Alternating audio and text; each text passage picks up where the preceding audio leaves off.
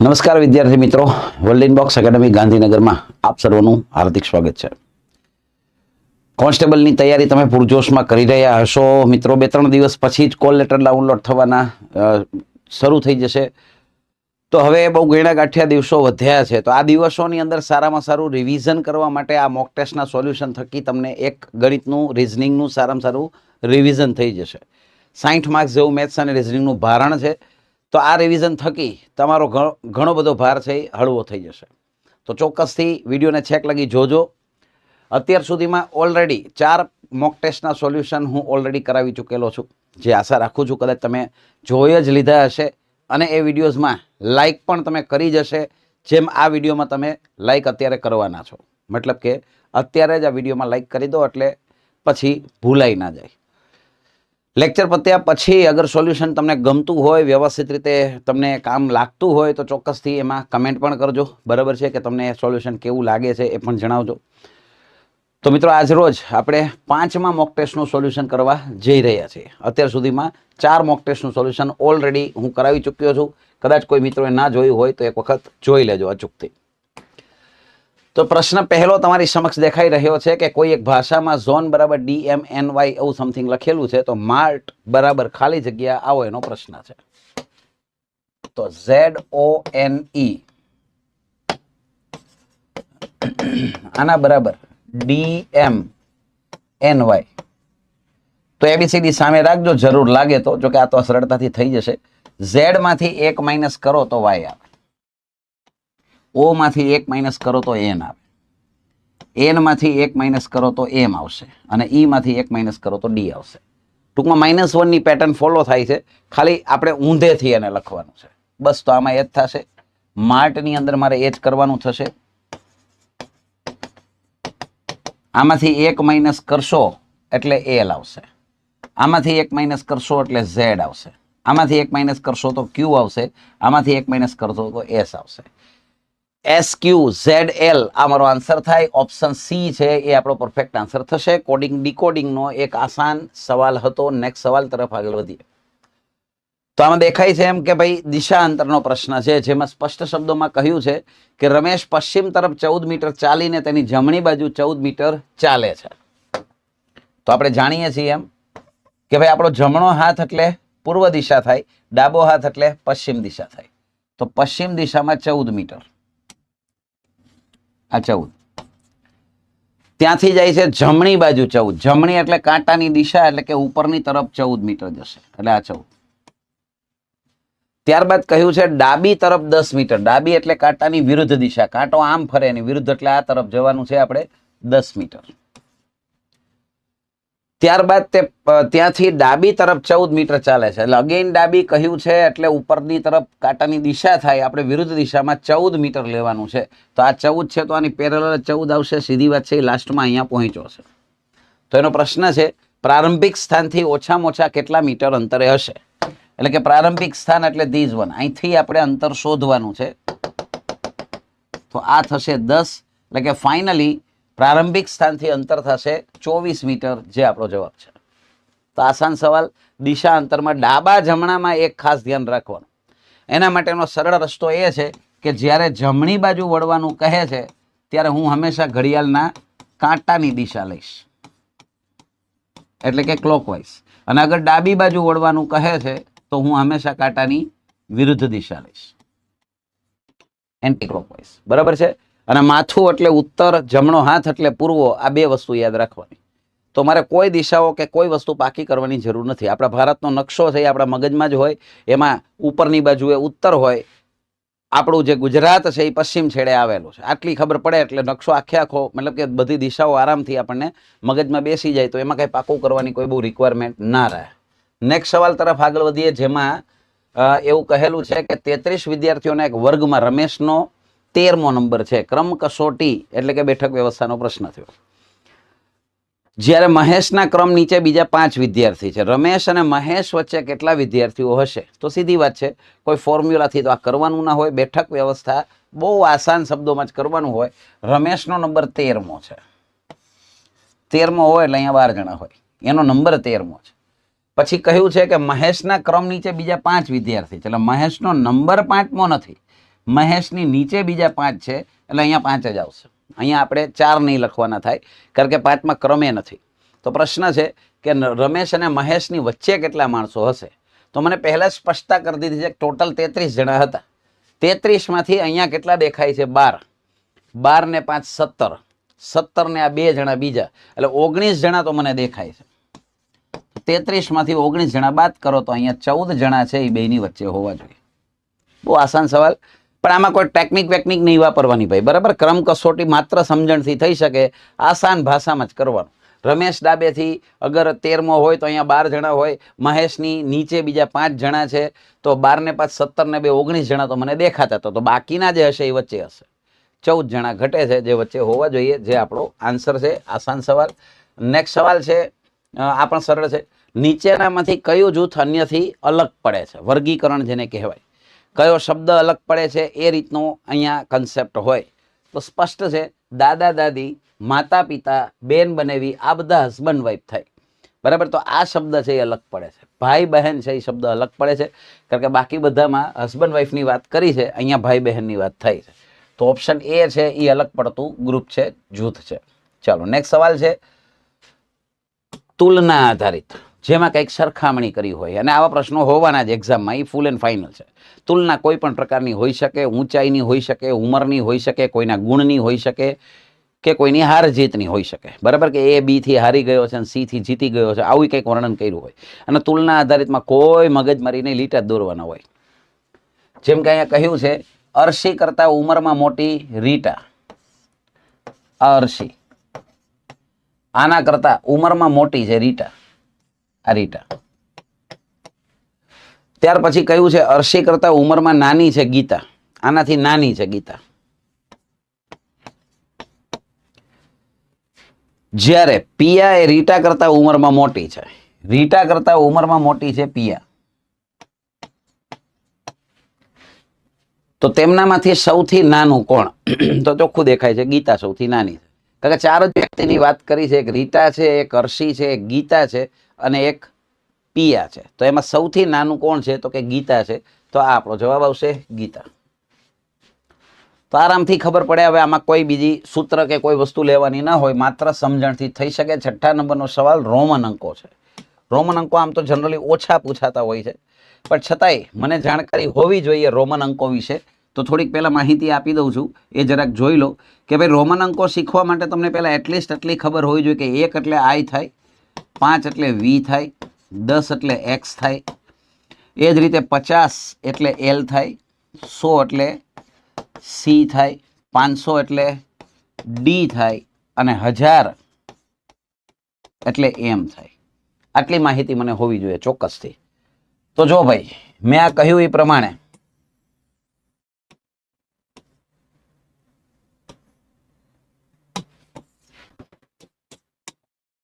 હજાર એટલે એમ.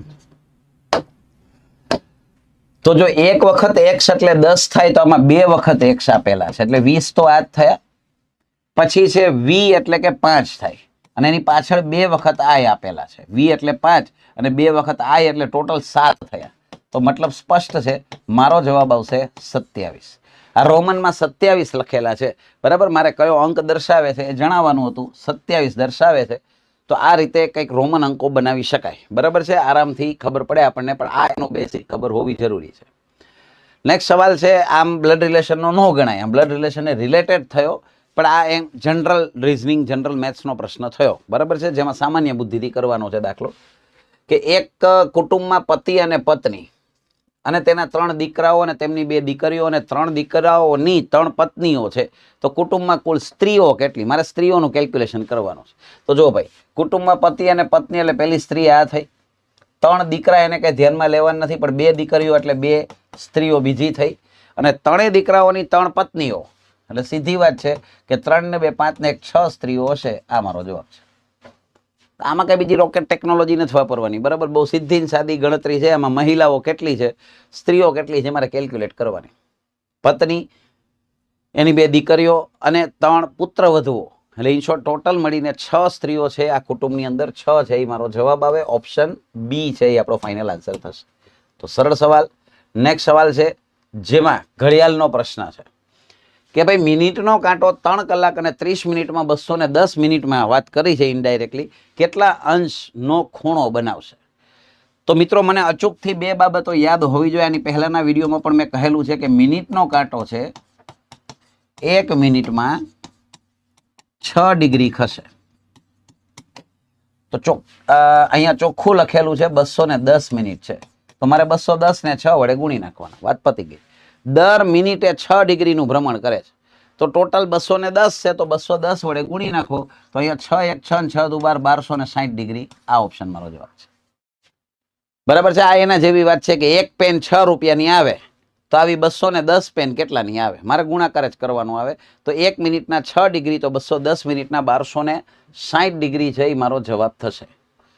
ચાલો ફરી પાછો નવો સવાલ છે, જે પણ વર્ગીકરણનો જ છે. પ્રશ્ન એમ છે કે નીચે આપેલા વિકલ્પો પૈકી 3 વિકલ્પો સમાન છે, સમાન ગુણધર્મ ધરાવે, પણ અલગ ગુણધર્મ ધરાવતો વિકલ્પ કયો? તો જો સીધી વાત સમજો તો જીરું છે, મરચા છે, મરી છે, આ બધા જ કોઈને કોઈ વનસ્પતિ દ્વારા મળી આવે. આ બહુ ચોખ્ખી વાત. મીઠું છે એ અલગ પડે છે, એ નજરે દેખાય છે, તો સ્પષ્ટ છે જવાબ આવશે મીઠું. આ આપણો ફાઇનલ આન્સર થશે. અલગ પડે છે, અલગ ખબર પડી જ જાય ભાઈ, પહેલી જ નજરે ખબર પડી જાય કે આમાં અલગ કયું પડે છે. તો આ પણ આસાન સવાલ, તો વર્ગીકરણ પણ પૂછી શકે. 30 માર્ક્સનું રિઝનિંગ અગર પૂછવું હોય એક્ઝામની અંદર, ફાઇનલ એક્ઝામમાં, તો આવી શકે, કોઈ નવાઈ નહીં. પછી કેલેન્ડરનો સવાલ છે. બરાબર, તો આસાન સવાલ કે આજે સોમવાર છે, તો 61 દિવસ પછી કયો વાર હશે? તો યાદ રાખવાનું, અઠવાડિયાના 7 દિવસ હોય એટલે મારે એને હંમેશા 7 વડે ભાગવાના. 61 ને 7 વડે ભાગો, 7 8 56, એટલે શેષ વધે છે 5, જે મારે ઉમેરી દેવાની કેમાં? સોમવારમાં. તો સોમવારમાં 5 ઉમેરો એટલે મંગળ, બુધ, ગુરુ, શુક્ર ને શનિ. શનિવાર જવાબ આવે. સી ઓપ્શન જવાબ છે. બરાબર, જેટલા દિવસો હોય એને ઓલવેઝ 7 વડે ભાગવાના, ઓલવેઝ 7 વડે ભાગવાના. 7 દિવસનું અઠવાડિયું હોય અથવા 7 દિવસે વાર રિપીટ થાય, એટલે આપણે એને 7 વડે ભાગવાના છે. જે કંઈ પણ શેષ વધે છે એ મને આપેલ વારમાં મારે ઉમેરવાની થાય, એટલે શનિવાર મારો જવાબ આવે. તો આ પણ કેલેન્ડરનો આસાન સવાલ કહેવાય. હવે આ છે ડાઇસ એટલે કે પાસો. પાસાની અંદર તમને કંઈક આકૃતિ આપી છે, એ આકૃતિ અહીંયા હું પેલા દોરી લઉં એટલે તમને થોડોક આઈડિયા આવે.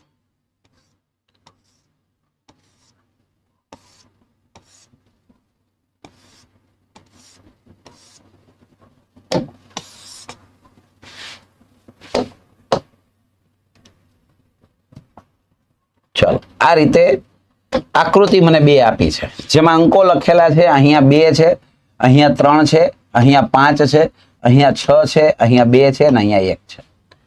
તો પહેલા તો જાણવું એ જરૂરી છે કે અહીંયા 2 પાસા નથી, પાસો એક જ છે. એક પાસાના 2 અલગ અલગ એંગલની આકૃતિ આપી છે, 2 અલગ અલગ એંગલની ખાલી આકૃતિ છે, પાસો એક જ છે. હવે એ પણ જાણવું જરૂરી છે કે પાસાના 2 ટાઈપ આવે, એક સાચો પાસો અને એક ખોટો પાસો. નામ બધા પોતપોતાની રીતે આપતા હોય છે. બરાબર, જેમ કે સાધારણ પાસો, માનાંક પાસો, વાસ્તવિક પાસો, અવાસ્તવિક પાસો, આદર્શ પાસો, બિન આદર્શ પાસો. કોઈ ફરક નથી પડતો, નામ કોઈ એક્ઝામમાં નથી પૂછવાનું. સીધી સાદી વાત, સાચો પાસો એટલે કયો? જે મેં અને તે જોયેલો છે એ સાચો પાસો, જેનું દુનિયામાં અસ્તિત્વ છે. ખોટો પાસો એટલે કયો? જેનું દુનિયામાં કોઈ અસ્તિત્વ નથી. એ માત્ર ને માત્ર એક કલ્પના છે. આ ખોટા પાસાની આકૃતિ છે, એ ખબર કેમ પડે? તો કે જો ભાઈ, પાસેના 2 અંકોનો સરવાળો અગર 7 થતો હોય, એવું લાગે તો લખી લેજો, જેને ના ખબર હોય. અગર પાસેના 2 અંકોનો સરવાળો 7 થાય ને તો એ ખોટો પાસો છે. ખોટો એટલે કાલ્પનિક પાસો, આવા કોઈ પાસાનું અસ્તિત્વ ના હોય. બરાબર, તો અહીંયા 7 થાય છે એટલે આ ખોટો પાસો છે. પછી ભૂલી નહીં જવાનું, આ ખોટો એટલે ઓટોમેટિક ખોટો થઈ જાય, કારણ કે 2 નથી, પાસો એક જ છે. 2 અલગ અલગ આકૃતિ ખાલી આપી છે. હવે મિત્રો, આની એક પદ્ધતિ હોય જે તમને ખબર હોવી જોઈએ ચોક્કસથી. જો અગર તમને ખબર પડે કે 2 આકૃતિ છે, ખોટા પાસાની આકૃતિ છે, તો તમારે સૌ પ્રથમ બંનેમાં જે આંકડો સમાન હોય ત્યાંથી શરૂઆત કરવી પડે. બંનેમાં સમાન આંકડો મને 2 દેખાય છે, તો મારે પેલા બંનેના 2 લખી લેવા પડે. હવે ઘડિયાળના કાંટાની દિશામાં એટલે કે ક્લોકવાઇઝ તમારે બધા અંકો અહીંયા લખી લેવા પડે. એટલે કે 2 પછી 5 છે ને 5 પછી 3 છે, એટલે મારે આમ લખવું થાય. અને અહીંયા વાત કરું તો અહીંયા ઘડિયાળના કાંટાની દિશા આ રીતે આવશે. 2 પછી 6 છે ને 6 પછી 1 છે. અને હવે જે અંક ખૂટતો હોય એ મારે ઉમેરી દેવો પડે. પાસામાં ટોટલ 6 આંકડા હોય એમાં 1 આવી ગયો, 2 આવી ગયો, 3 આવી ગયા, 5 આવી ગયા, 6 આવી ગયા, 4 ખૂટે છે એટલે અહીંયા 4 આવશે. બસ હવે મિત્રો યાદ રાખો આ બધા સામસામેના આંકડા છે. તો તમને પૂછવામાં આવેલું છે કે 1 ની સામે શું આવશે, તો 1 ની સામે નજરે દેખાય છે 3 આવશે, તો 3 મારો જવાબ છે. બરાબર. અમે તમને થોડીક ડિટેલમાં પણ સમજૂતી આપી કે પાસાવાળા પ્રશ્નને આ રીતે સોલ્વ કરવાના હોય. ખોટો પાસો છે, એક આંકડો સમાન છે તો એની આખી આ પદ્ધતિ છે. અને આનું ડિટેલમાં તમારે જાણવું હોય તો આગળ મારા લેક્ચર્સ છે મેજિકલ મેથ સિરીઝ અને ખાખી રેન્કર સિરીઝ, એમાં મેં પાસો આખો કમ્પ્લીટલી ભણાવેલો હશે. તો કદાચ તમારે ડિટેલમાં જાણવું હોય તો એમાંથી પણ તમને એ લેક્ચર્સમાંથી મળી રહેશે. વધીએ છીએ આગળ નેક્સ્ટ ક્વેશ્ચન તરફ, જેમાં એનાલોજી એટલે કે સમસંબંધનો પ્રશ્ન આને ગણાય કે ભાઈ અહીંયા જેવો રિલેશન છે એવો રિલેશન મારે અહીંયા શોધવાનો છે. તો પગનું કામ છે ચાલવાનું, આંખનું કામ છે જોવાનું. તો જોવું છે એ મારો જવાબ. બરાબર છે. તો પરફેક્ટ આન્સર અહીંયા જોવું થશે. એક સિમ્પલ સમસંબંધનો અર્થ જ એ થાય, સમ એટલે સરખો. અહીંયા જેવો સંબંધ છે એવો સંબંધ અહીંયા બનવો જોઈએ.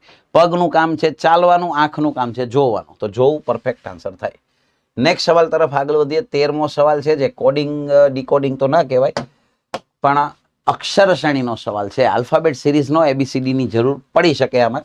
તો જો ભાઈ આમાં ચોખ્ખું લખ્યું છે AZ, પછી છે CX, પછી લખેલું છે FU અને પછી બ્લેન્ક છે. મતલબ કે એના પછીની જોડી આપણે શોધવાની છે. તો જો ABCD તમે જેન્યુઅનલી લખેલી હોય ને તેમાં તમે પેર જોશે ને, ઉપર નીચેની પેર, કારણ કે આપણે એને આમ લખતા હોઈએ છીએ ABCD, અહીંયા M સુધી, પછી N થી શરૂ કરીએ તો અહીંયા Z આવે. તો તમે ખાલી આમને જોતા જાઓ ને તોય ખબર પડી જશે કે A અને Z ની પેર લીધી, પછી C અને X ની પેર લીધી, વળી પાછી D વાળી લાઈન છોડીને E વાળી લાઈન છોડી લેશો તો F ની નીચે U ની પેર લીધી. એક તો તમે સીધું ABCD જોશો ને તો તમને આ રીતે મળી જશે, આ રીતે મળી જશે.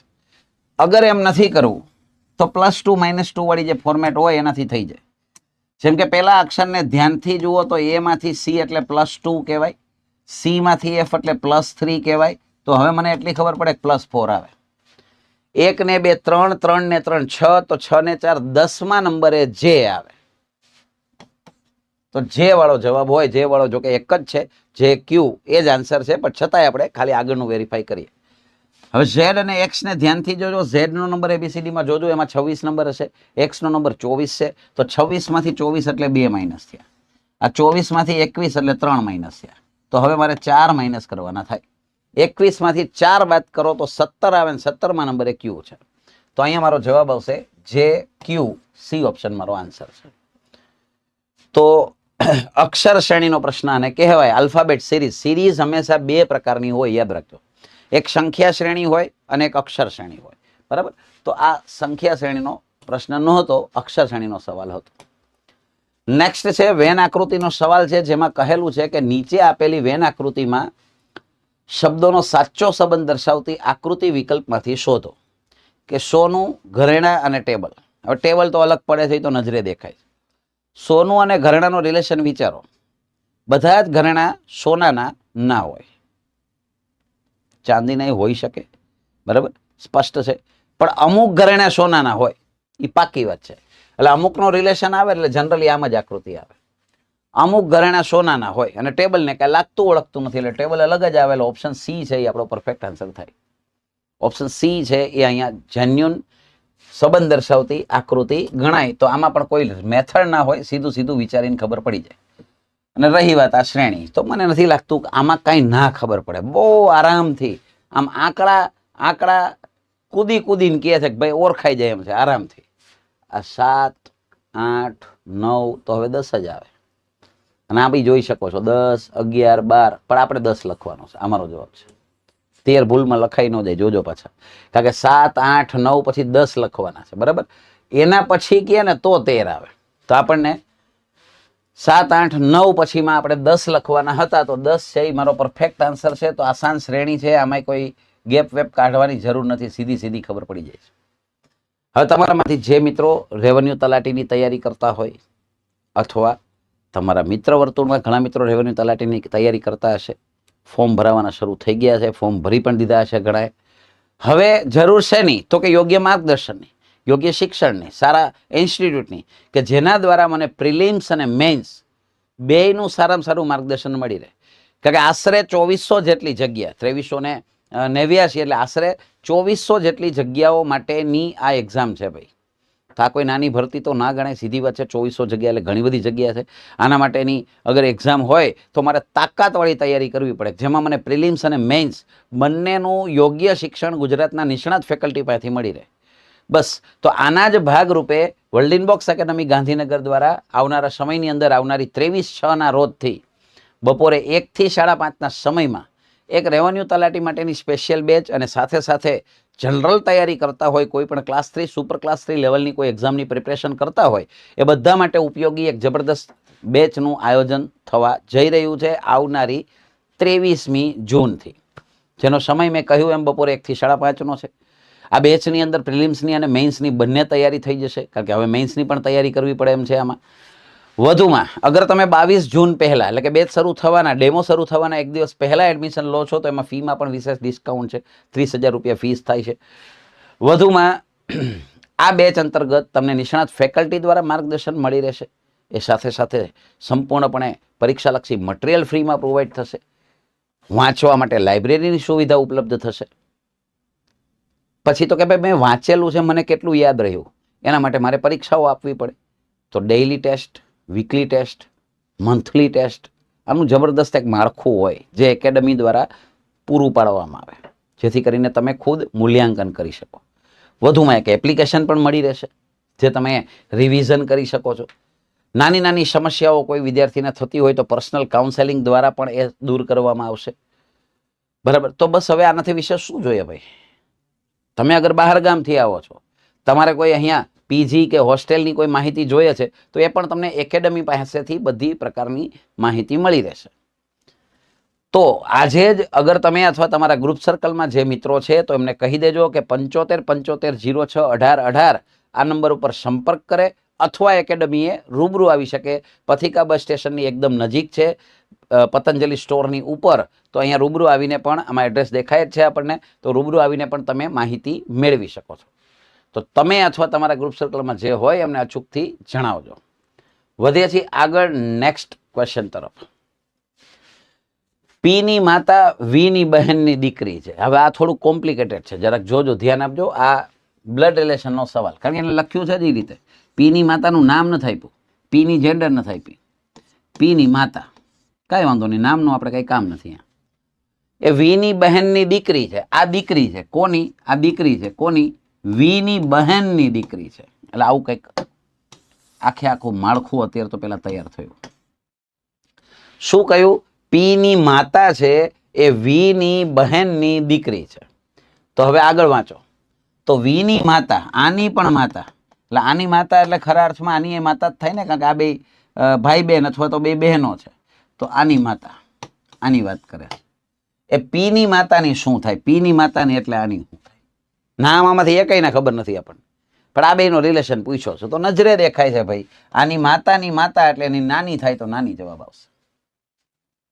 નાની જવાબ આવશે કે વીની માતા એ પીની માતાની શું થાય, એ રીતની પ્રશ્ન છે. તો આ બેનો રિલેશન પૂછેલો છે તો નાની અહીંયા પરફેક્ટ જવાબ સેટ થાય છે.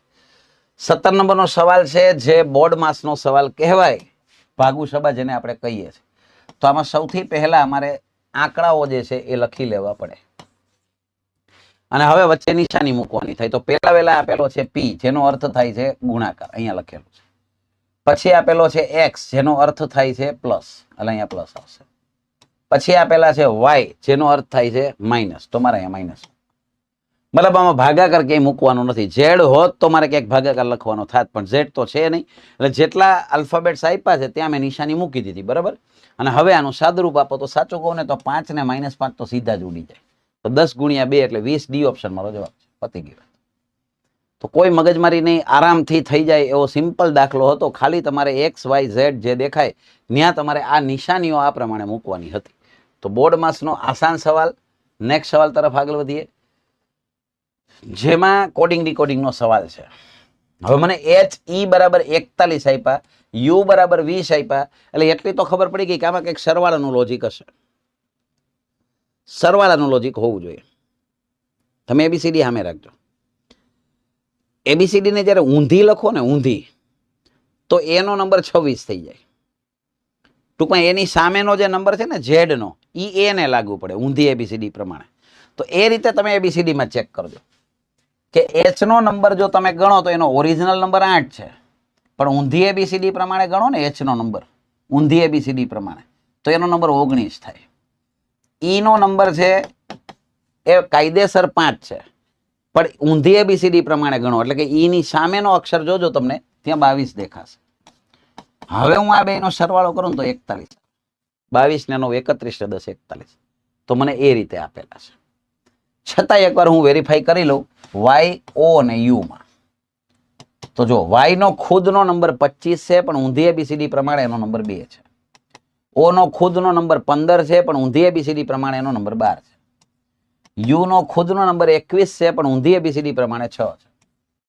આનો સરવાળો કરો ને એટલે 20 થાય. 12 ને 6 18 ને 20. તો મતલબ સ્પષ્ટ થઈ ગયું કે ઊંધી એબીસીડી પ્રમાણે એનો સરવાળો કરવાનો છે. તો એમ નો કાયદેસરનો નંબર 13, પણ ઊંધી એબીસીડી પ્રમાણે 14. વાય નો કાયદેસરનો નંબર 25, પણ ઊંધી એબીસીડી પ્રમાણે 2.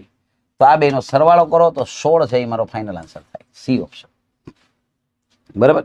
તો કોડિંગ ડીકોડિંગનો આસાન સવાલ હતો, પણ એમાં ઊંધી એબીસીડીના ક્રમ લેવાના છે એવું અહીંયા નજરે દેખાતું હતું.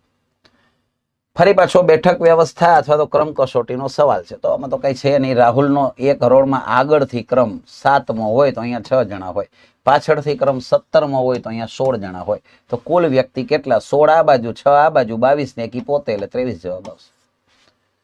આગળથી ક્રમ 7મો અને પાછળથી 17મો, એટલે અહીંયા 6 જણા હોય, પેલી બાજુ 16 હોય, 16 ને 6 22 ને એકી પોતે, એટલે 23 છે, એ મારો ફાઇનલ આન્સર થશે. તો આ પણ આસાન સવાલ છે. 20 નંબરનો સવાલ જોઈએ. ઘડિયાળનો પ્રશ્ન છે. ઘડિયાળમાં કલાકનો કાંટો 1 કલાકમાં કેટલા ડિગ્રી ચાલશે? આ ફેક્ટ હું આગળ પણ સમજાવી ચૂક્યો છું, પણ જેને ના ખબર હોય જાણી લે. 3 બાબતો ખબર હોવી જોઈએ. એક તો હમણાં જ મેં કીધી થોડી વાર પહેલા કે મિનિટનો કાંટો 1 મિનિટમાં 6 ડિગ્રી ખસે. કલાકનો કાંટો 1 મિનિટમાં અડધો ડિગ્રી ખસે. કલાકનો કાંટો 1 મિનિટમાં અડધો ડિગ્રી ખસે, અને કલાકનો કાંટો 1 કલાકમાં 30 ડિગ્રી ખસે. તો મારો જવાબ આવશે 30 ડિગ્રી. મને એ જ પૂછ્યું છે કે 1 કલાકમાં કેટલા ડિગ્રી ચાલે, તો કલાકનો કાંટો 1 કલાકમાં 30 ડિગ્રી ચાલે. આ યાદ રાખવાનું. બરાબર છે. તો આસાન સવાલ હતો, આ પણ આરામથી ખબર પડે એવો. નેક્સ્ટ છે ફરી પાછી એક શ્રેણીનો સવાલ છે, જેમાં મને 3 4 7 પછી 8 પછી કેટલા છે 11 પછી 12 અને પછી બ્લેન્ક, આવું કંઈક આપેલું છે. 3 4 7 8 11 12 આ રીતે છે. તો જરાક ધ્યાનથી જુઓ, બબેની પેર જોતા જાવ. જો આમાં 1 ઉમેરેલા, એટલે ટૂંકમાં આ રીતે છે. લો ને, આમાં 1 પ્લસ કર્યા છે, આમાં 3 પ્લસ કર્યા છે, આમાં 1 પ્લસ, આમાં 3 પ્લસ, આમાં 1 પ્લસ, તો હવે 3 પ્લસ થાય. 1 3 1 3 આ રીતની સિરીઝ છે. તો હવે 3 પ્લસ કરો તો 12 ને 3 15 આવે. 15 મારો જવાબ આવે. અથવા તમે એમાંય જોઈ શકો, અલ્ટરનેટ થી જવું હોય તો જો આમાં 4 ઉમેર્યા, આમાં 4 ઉમેર્યા, તો હવે આમાં 4 એડ થશે. આમાંય તમે જોઈ શકો. અલ્ટરનેટ જવું હોય તો આ રીતે થાય. બરાબર છે. બાકી મેં કહ્યું એમ 1 3 1 3 ની મિક્સ પેટર્ન છે, એ ચાલ્યા જશો એટલે આરામથી ખબર પડી જશે. 15 મારો ફાઇનલ આન્સર થશે. નેક્સ્ટ સવાલ તરફ આગળ વધીએ. એમાં એવું કહ્યું છે કે જો તમે ઉત્તર તરફ જઈને જમણે વળીને ફરી પાછું જમણે વળીને ડાબી તરફ વળો છો, તો હવે તમે કઈ દિશામાં જઈ રહ્યા હશો? ચાહો તો તમે દોરીને કરી શકો, પણ જો ટેકનિકલી ખબર પડતી હોય ને તો યાદ રાખવાનું, જેમ +5 અને -5 એકબીજાનું ઓપોઝિટ કહેવાય, ઉડી જાય, એમ એક ડાબુ અને એક જમણું બે એકબીજાનું ઓપોઝિટ કહેવાય, ઉડી જાય. તો ફાઇનલી ઉત્તર દિશા, આ ઉત્તર છે, આનાથી કઈ બાજુ? જમણે. કારણ કે એક ડાબુ જમણું તો ઉડી ગયું.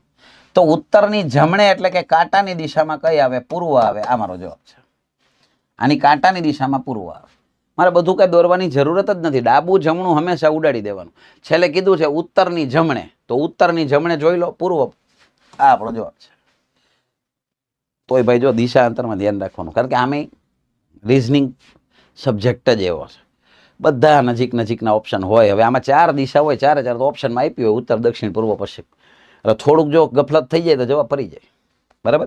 એટલે પાકે પાયે વ્યવસ્થિત રીતે સમજીને કરવું, જેથી કરીને કોઈ આન્સર ખોટો ટીક ન થઈ જાય. કારણ કે ખોટો ટીક થાય એટલે એનો માર્ક તો જાય, પણ માઇનસ કરીને જાય. તકલીફ જ એ છે. તો નીચેની શ્રેણીમાં પ્રશ્નાર્થ ચિહ્નમાં શું આવશે? પ્રશ્નાર્થ ચિહ્ન તો ક્યાંય આપ્યું જ નથી. ટૂંકમાં ખાલી જગ્યામાં શું આવશે? અહીંયા પ્રશ્ન ચિહ્ન આવે. બરાબર, તો મારે ખાલી જગ્યામાં શું આવશે એ શોધવાનું છે. તો જોઈ લઈએ. ચાલો, સિરીઝ એટલે કે શ્રેણીનો સવાલ છે.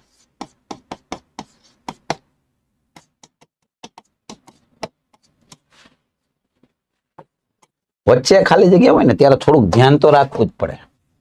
જેમ કે અહીંયા ધ્યાનથી જો આ સી છે, અહીંયા એફ છે, 3 પ્લસ કરેલા. તો હું આ જ વસ્તુને હું અત્યારે માની લઉં કે 3 જ પ્લસ કર્યા છે એવું માની લઉં છું. બરાબર, તો હું શું કહેવાય 6 ને 3 9, 9માં નંબરે આ આવે. હવે વચ્ચે બ્લેન્ક હોય ને ત્યારે એકવાર હજી તમારે વેરીફાઈ તો કરવું પડે. તો 9 ને 3 12માં નંબરે એલ આવશે. જોઈ લેજો એબીસીડીમાં. તો 3 ને 3 6, 6 ને 3 9, 9 ને 3 12 એટલે પેલો આઈ વાળો હોય ને મારો જવાબ હોય. તો આઈ વાળા 2 છે એટલે આ 2 તો ગુજરી ગયા. હવે 2 માંથી એક જવાબ છે. બસ મને બીજો અક્ષર મળી જશે ને એટલે મારું કાર્યક્રમ પૂરો. તો હવે આને પણ જોઈ લો. 5 નંબર 8 નંબર પ્લસ 3. તો હવે 8 ને 3 11માં નંબરે કે આવે. અને જો હું સાચો હોય તો અહીંયા +3 થવું જોઈએ. તો થાય છે. 11 ને 3 14માં નંબરે એન આવે. તો બસ આઈ કે વાળો મારો જવાબ છે. આઈ કે એમ આપણો પરફેક્ટ આન્સર થશે. આમાં પણ એ જ કરેલું છે. 8 છે, આ 10 છે, એમાં પાછા 2 એડ કર્યા છે. સોરી 7 છે આ. યસ, 7 માંથી 10 કરેલા, નહીં 3 જ પ્લસ કર્યા. બધામાં 3 પ્લસ થાય. 10 ને 3 13માં નંબરે એમ આવે. જરૂર લાગે તો, બાકી તો ખબર પડી ગઈ છે. આઈ કે વાળું જવાબ છે. નેક્સ્ટ સવાલ તરફ આગળ વધીએ. ચાલો, ડેટા ઇન્ટરપ્રિટેશન એટલે કે માહિતીનું અર્થઘટન.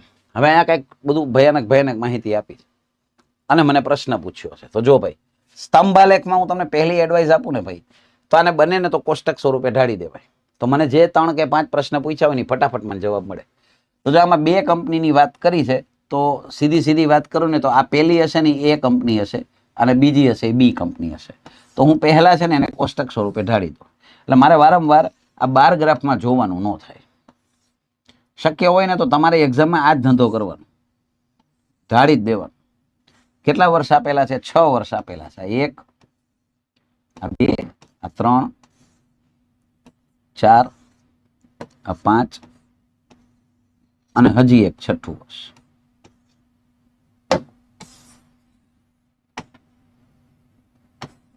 અહીંયા લખી નાખો અત્યારે.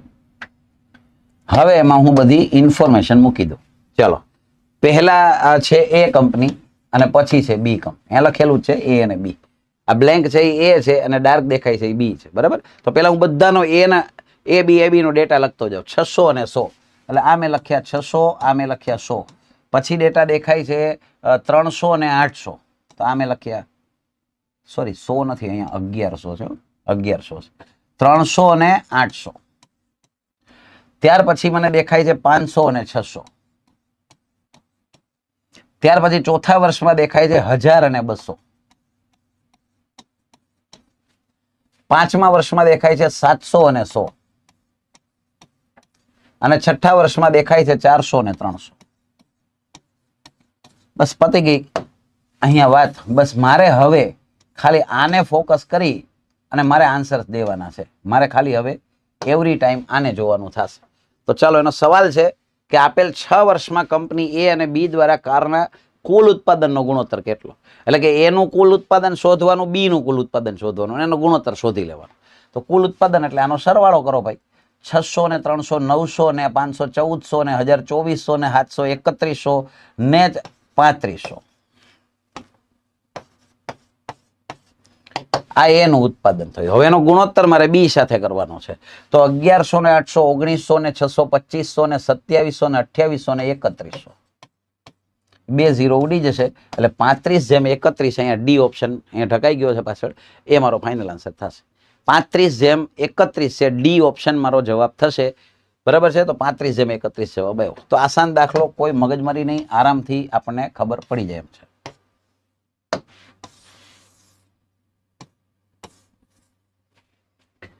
ચાલો વધીએ. નેક્સ્ટ સવાલમાં શું પૂછેલું છે એ જોઈ લઈએ. હવે મારે સ્તંભાલેખથી કોઈ જ લેવા દેવા નથી. મારે ખાલી આને આધારે જવાબ દેવાના. શું છે એનો પ્રશ્ન? ચાલો ફટાફટ વાંચજો. તમામ 6 વર્ષમાં કંપની બી દ્વારા કારનું લગભગ સરેરાશ ઉત્પાદન કેટલું? 6 વર્ષનું સરેરાશ ઉત્પાદન તમને જો યાદ હોય તો હમણાં આપણે જે સરવાળો લખ્યો હતો એ પ્રમાણે 3100 સરવાળો આવ્યો હતો. સરેરાશ તો એમ જ મળશે ને, આનો સરવાળો 3100. હવે 3100 ને મારે 6 વડે ભાગવાના છે. સરેરાશ તો એમ જ મળશે, અવલોકનનો સરવાળો ભાગ્યા અવલોકનની સંખ્યા. સરવાળો તમે હમણાં જ કરેલો હતો અને 6 વડે ભાગાકાર કરો, 6 પંચા 30 થાય, એટલે 1 વધ્યા 10, 6 1 6 થાય, 4 વધ્યા 40, 6 6 36. બસ 516 વાળો જવાબ મારે ટીક કરવાનો થાય. આર્યો જવાબ 516.6 જે છે એ મારો ફાઇનલ આન્સર થશે. બરાબર છે. આ બે ઓપ્શન નજીક નજીકના હતા એટલે આપણે એપ્રોક્સિમેશનથી નહોતું થાય એમ, એટલે આપણે કાયદેસર ગણતરી કરી. તો કાંઈ વાંધો નહીં, એમાં કંઈ બહુ લાંબો ફેર ન પડે.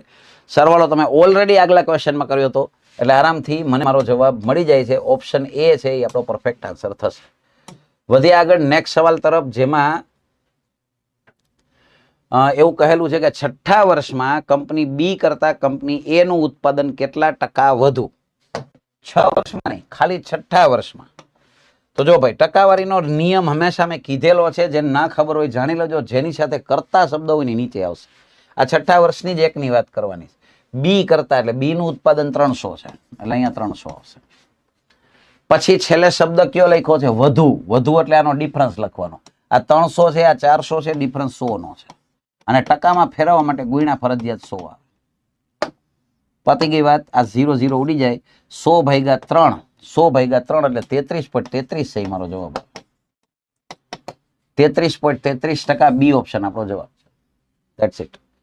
બરાબર. તો ટકાવારીનો આ રૂલ યાદ રાખવાનો. જેની સાથે કરતા હોય નીચે લખાય, વધુ કે ઓછા એટલે એનો ડિફરન્સ લખાય. વધીને નેક્સ્ટ સવાલમાં, જેમાં કંઈક એવું વર્ણન કરેલું છે કે 7મા વર્ષે, ડેટા 6 જ વર્ષનો છે પણ 7મા વર્ષનું એ અનુમાન પૂછે છે. બંને કંપનીના કુલ ઉત્પાદનમાં 50%નો વધારો થાય તો કુલ ઉત્પાદન કેટલું હશે? તો જો ભાઈ, આ બંને કંપનીનું કુલ ઉત્પાદન 700 તો છે 6ઠ્ઠા વર્ષે. આમાં 50%નો વધારો થાય. 50% એટલે એના અડધા. અડધા વધે છે એટલે 350 બીજા એડ થશે. એટલે કે 7મા વર્ષે એને જે 6ઠ્ઠા વર્ષે ઉત્પાદન કરેલું હતું 700, એ તો કરેલું જ છે.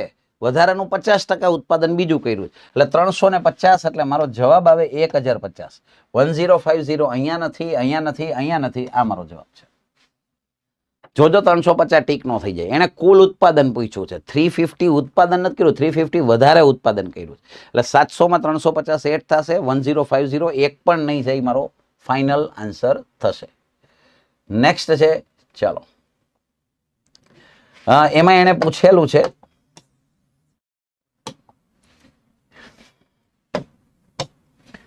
કે તમામ વર્ષોમાં બંને કંપનીઓનો સરેરાશ તફાવત કેટલો? સરેરાશ તફાવત બે રીતે મળે. કાં તો તમે એનો તફાવત કાઢીને સરેરાશ કાઢો, કાં તો પેલા બેની સરેરાશ કાઢીને પછી તફાવત કાઢો. મારા મતે હેલું શું પડે, એનો ડિફરન્સ પેલા કાઢી લો ને પછી એની એવરેજ કાઢો, એટલે કે સરેરાશ કાઢો. તો આ બેનો સરવાળો તમે પહેલા જ દાખલામાં લખ્યો તો આ 3500 છે અને આ 3100 છે. તો આ બેનો ડિફરન્સ કેટલો થાય? 400 નો. હવે આને 6 વડે ભાગી નાખો, કારણ કે મારે સરેરાશ કાઢવાની કે નહીં, તો હું આને 6 વડે ભાગી નાખું તો 6 6 36 એટલે કેટલા વધશે? 4. બસ, તો 6 વાળો જોકે એક જ ઓપ્શન છે, છતાંય આપણે લાભ લઈએ. ચાલો, શું આવશે અહીંયા? 4 40, 6 6 36. બસ, હવે આ જ કાર્યક્રમ ચાલુ રહેવાનો, કારણ કે ચોગડો જ આવશે ઘડી વળી. એટલે 6 6 36, 66.66 જવાબ. ખરેખર આમાં ટકા ના હોવા જોઈએ, કારણ કે અહીંયા ટકાનો કોઈ અર્થ જ નથી, પર્સન્ટેજનો કોઈ અર્થ નથી. બરાબર, અહીંયા પર્સન્ટેજથી કોઈ જ લેવા દેવા નથી. એટલે ખાલી આન્સર આવે 66.66, ટકા નો આવે, પર્સન્ટેજની કોઈ વાત ના આવે. બસ, મારો જવાબ આવી ગયો 66.66. આપણો પરફેક્ટ આન્સર. એટલે મતલબ એવો થયો, બે રીતે થાય, કાં તો સરેરાશ કાઢીને તફાવત કાઢો, પણ એમાં બેવડા વળી જાય. 3500 ભાગ્યા 6 કરવાના, 3100 ભાગ્યા 6 કરવાના, પછી એનો ડિફરન્સ કાઢવાનો. તો કે એવા ધંધા ન કરાય. ડિફરન્સ પહેલા કાઢી લેવાય, સરેરાશ પછી કઢાય. જોઈએ નેક્સ્ટ સવાલ. કેલેન્ડરનો સવાલ છે, જેમાં સ્પષ્ટ શબ્દોમાં કહ્યું છે કે 8 ડિસેમ્બર 2006 ના રોજ શુક્રવાર હોય તો 8 ડિસેમ્બર 2005 ના રોજ કયો વાર હોય? તો તમને એટલી તો ખબર પડે જ કે ભાઈ આજે જે તારીખ અને વાર હોય તો ગયા વર્ષે એની આગલો વાર હોય, સેમ ડેટ આગલો વાર હોય. સિવાય કે લીપ યર હોય અને વચ્ચે ફેબ્રુઆરી આવતો હોય તો કદાચ 2 પ્લસ માઇનસ થઈ શકે. પણ હાલમાં તો ક્યાંય લીપ યર દેખાતું નથી. 2006 અને 2005 બેમાંથી એકેય લીપ યર નથી. તો અહીંયા અગર શુક્રવાર હોય તો આગળના વર્ષે એની આગળનો વાર હોય, એટલે કે -1 થાય. તો શુક્રવારમાંથી 1 માઇનસ કરો તો ગુરુવાર તમારો જવાબ આવે. 8 ડિસેમ્બર 2006 એ શુક્રવાર હોય તો 8 ડિસેમ્બર 2007 પૂછ્યું હોય ને તો શનિવાર આવે, પણ 2005 પૂછ્યું છે, ઊંધું જવાનું છે, એટલે ગુરુવાર પરફેક્ટ છે. તો આ પણ આસાન સવાલ કેલેન્ડરનો. નેક્સ્ટ સવાલ છે રિઝનિંગનો લાસ્ટ સવાલ, જેમાં કહ્યું છે કોઈ ચોક્કસ કોડમાં બિગ બી બરાબર 2972 લખાય, એડીઓ બરાબર 146 લખાય છે, તો બિંગો કેવી રીતે લખાશે? તો એબીસીડી સામે રાખજો ભાઈ, કોડિંગ ડીકોડિંગનો સવાલ છે, તમે ધ્યાનથી જુઓ. BIGB, બી નો નંબર 2 છે, આઈ નો નંબર 9 છે, જી નો નંબર 7 છે, નાનો 2 છે, તો આ જ રીતે લખેલું 2972. અગર એડીઓ ની વાત કરો તો એ નો નંબર 1 છે, ડી નો નંબર 4 છે, ઓ નો નંબર 15 છે, અને 15 ના 2 આંકડાને ભેગા કરો ને તો 6 થાય, એટલે કે 146 લખેલું છે. ટૂંકમાં બધાને સિંગલ ડિજિટમાં લખવાના છે, તો મારે બિંગોનો કોડ લખવાનો છે. તો બી નો નંબર 2, આ 9, આ 14 છે, 14 એટલે 4 ને 1 5 થાય, આ 7 છે અને ઓ એટલે 15 છે, 5 ને 1 6 થાય. 29576 જ્યાં હોય મારો જવાબ થાય, એટલે કે આ જવાબ છે. સી ઓપ્શન આપણો ફાઇનલ આન્સર થશે, 29576. બરાબર, એના નંબર જ લખવાના છે, પણ ડબલ ડિજિટને સિંગલ ડિજિટમાં ફેરવીને લખવાના છે. હવે આગળ વધીએ એની પહેલા તમારા ગ્રુપ સર્કલમાં જે કોઈ પણ મિત્રો જીપીએસસી 1-2 ની તૈયારી કરતા હોય, ઘરે બેસીને તૈયારી કરવા માંગે છે, ગાંધીનગર નથી આવી શકે એમ, તો જીપીએસસી 1-2 માટે એક સ્વરાજ બેચ લોન્ચ થઈ ચૂકી છે, જે ઓનલાઈન બેચ છે, લાઈવ બેચ છે. એટલે કે ક્લાસરૂમમાં જે રીતે તમે ભણો છો એ જ રીતે તમને વિડીયોના માધ્યમથી મોબાઈલની અંદર તમે આ લેક્ચર્સ જોઈ શકશો. બરાબર છે મિત્રો, આ બેચમાં જોડાવા માટે આ બેચ શરૂ થઈ ગઈ છે 2 જૂનથી, ઓલરેડી 2-3 દિવસ થયા છે, હજી શરૂઆત જ છે, ડેમો લેક્ચર શરૂ છે, એનો સમય સવારે 8 થી 12:30 છે. આ બેચમાં જોડાવવું હોય તો મારે શું કરવું પડે? તો કે ભાઈ પ્લે સ્ટોરમાં જઈ અને world in box my class application download કરવી પડે, અને ડાઉનલોડ કર્યા પછી એમાં જરૂરી જે કાંઈ વિગતો છે એ આપણી બધી પર્સનલ ઇન્ફોર્મેશન એમાં ભરી દેવી પડે. આ બેચની અંદર તમને કમ્પ્લીટલી જીપીએસસી 1-2 ની પ્રિલિમ્સ અને મેઇન સુધીની તમામ અને સાથે સાથે ઇન્ટરવ્યુની પણ સંપૂર્ણ માહિતી ઘરે બેઠા જ મળી જશે ઓનલાઈનના માધ્યમથી. હા, આ બેચ ઓફલાઈન મોડ ઉપર પણ ચાલુ જ છે, તો અગર આપ ઓફલાઈનમાં પણ એડમિશન લેવા ઈચ્છતા હોય તો એ પણ બેચ શરૂ થઈ ચૂકી છે. વધુમાં ઓનલાઈન બેચના વિદ્યાર્થીઓનું પણ પર્સનલ કાઉન્સેલિંગ થશે, સાથે સાથે એની ઓનલાઈન ટેસ્ટ લેવામાં આવશે. જેમ અહીંયા ઓફલાઈનમાં daily test, weekly test, monthly ટેસ્ટનું માળખું છે, એ જ વસ્તુ ઓનલાઈન મોડ ઉપર લેવામાં આવશે. બરાબર, આ બેચની વેલિડિટી 2 વર્ષની રહેશે. અગર તમે ઓનલાઈન કોર્સ પરચેસ કરો છો તો 2 વર્ષ સુધી આ બેચ તમને મળી રહેશે, 2 વર્ષ સુધી તમે એના વિડીયોઝ જોઈ શકશો. તો મિત્રો, અગર તમે અથવા તમારા કોઈ ગ્રુપ સર્કલમાં ઇન્ટરેસ્ટેડ છો, જીપીએસસી 1-2 ની સારી કક્ષાની તૈયારી કરવા ઈચ્છો છો, તો ચોક્કસથી 7575061818 આ નંબર ઉપર તમે સંપર્ક કરી શકો છો, અને કોઈ પણ પ્રકારની માહિતી તમારે જોઈતી હોય, ફીસથી લઈને કોઈ પણ પ્રકારની, તો એ તમે આ નંબર ઉપર સંપર્ક કરીને માહિતી મેળવી શકો છો. તો વધીએ આગળ નેક્સ્ટ સવાલ તરફ. તો જીપીએસસી 1-2 માટે એક સારી ઓપોર્ચ્યુનિટી છે, વર્લ્ડિન બોક્સ એકેડમીની પહેલી વહેલી લાઈવ બેચ છે, કે જેના દ્વારા તમે ઘરે બેસીને ભણી શકશો. ગણિતનો પ્રશ્ન છે, જેમાં લખ્યું છે 5 ક્રમિક બેકી સંખ્યાઓનો સરવાળો 180 છે. એને ચોખ્ખું કીધું છે ક્રમિક બેકી સંખ્યા, એનો સરવાળો 180. તો મિત્રો, પહેલા મારે એની સરેરાશ શોધી લેવી પડે. સરેરાશ એટલે અવલોકનનો સરવાળો 180 ભાગ્યા અવલોકનની સંખ્યા 5 સંખ્યા છે, એટલે મને એવરેજ મળી ગઈ 36. 36 × 180 થાય. અને હવે એટલો નિયમ યાદ રાખવાનો કે ક્રમિક બેકી સંખ્યા હોય એટલે કે ગેપ સરખો હોય તો સરેરાશ હંમેશા સેન્ટરમાં હોવાની, 36 વચ્ચે હશે, એ ફૂલ એન્ડ ફાઇનલ. 5 માં 36 વચ્ચે હશે. 5 બેકી સંખ્યામાંની એક તો એ પોતે જ છે, તો આની આગળ 34 આવે, આની આગળ 32 આવે, એની આગળ જાવ તો 38 આવે, એના પછી 40 આવે. આ મને જે એને કહેલી છે પાછે 5 ક્રમિક બેકી સંખ્યા મેં અહીંયા લખી નાખી છે. હવે એના સવાલને વાંચો તો તેમાંથી સૌથી નાની અને સૌથી મોટી સંખ્યાનો સરવાળો કેટલો? સૌથી નાની છે અહીંયા 32, સૌથી મોટી છે 40. આ બેનો સરવાળો કરો તો સ્પષ્ટ છે 72, એટલે કે 72 છે, એ મારો જવાબ થાય. ઓપ્શન એ છે એ આપણો પરફેક્ટ આન્સર થશે. That's it. તો આ પણ આસાન સવાલ હતો, પણ મને એટલીસ્ટ એ ખબર હોવી જોઈએ કે સરેરાશ હંમેશા વચ્ચે આવે, ગેપ સરખો છે એટલા માટે. હવે 5 વર્ષ પહેલા 10 બાળકોની ઉંમરનો સરવાળો 100 વર્ષ હતો. ક્યારે? 5 વર્ષ પહેલા સરવાળો હતો 100 વર્ષ. તો મને પૂછવામાં આવ્યું છે 5 વર્ષ પછી.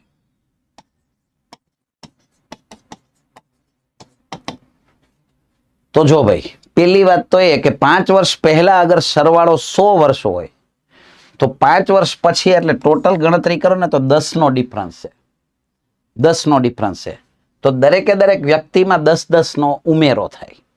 એટલે કે 10 જણા છે તો 10 વ્યક્તિમાં 10 નો ઉમેરો થશે એટલે ટોટલ થઈ જશે 200. સરવાળો 200 થશે.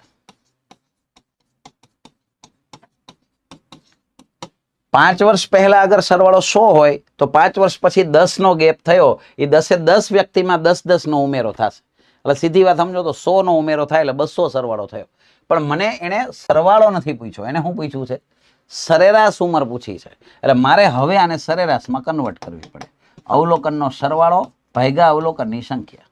બાળકો તો 10 જ છે તો સ્પષ્ટ છે આનો જવાબ આવશે 20. 20 છે એ મારો ફાઇનલ આન્સર થાય.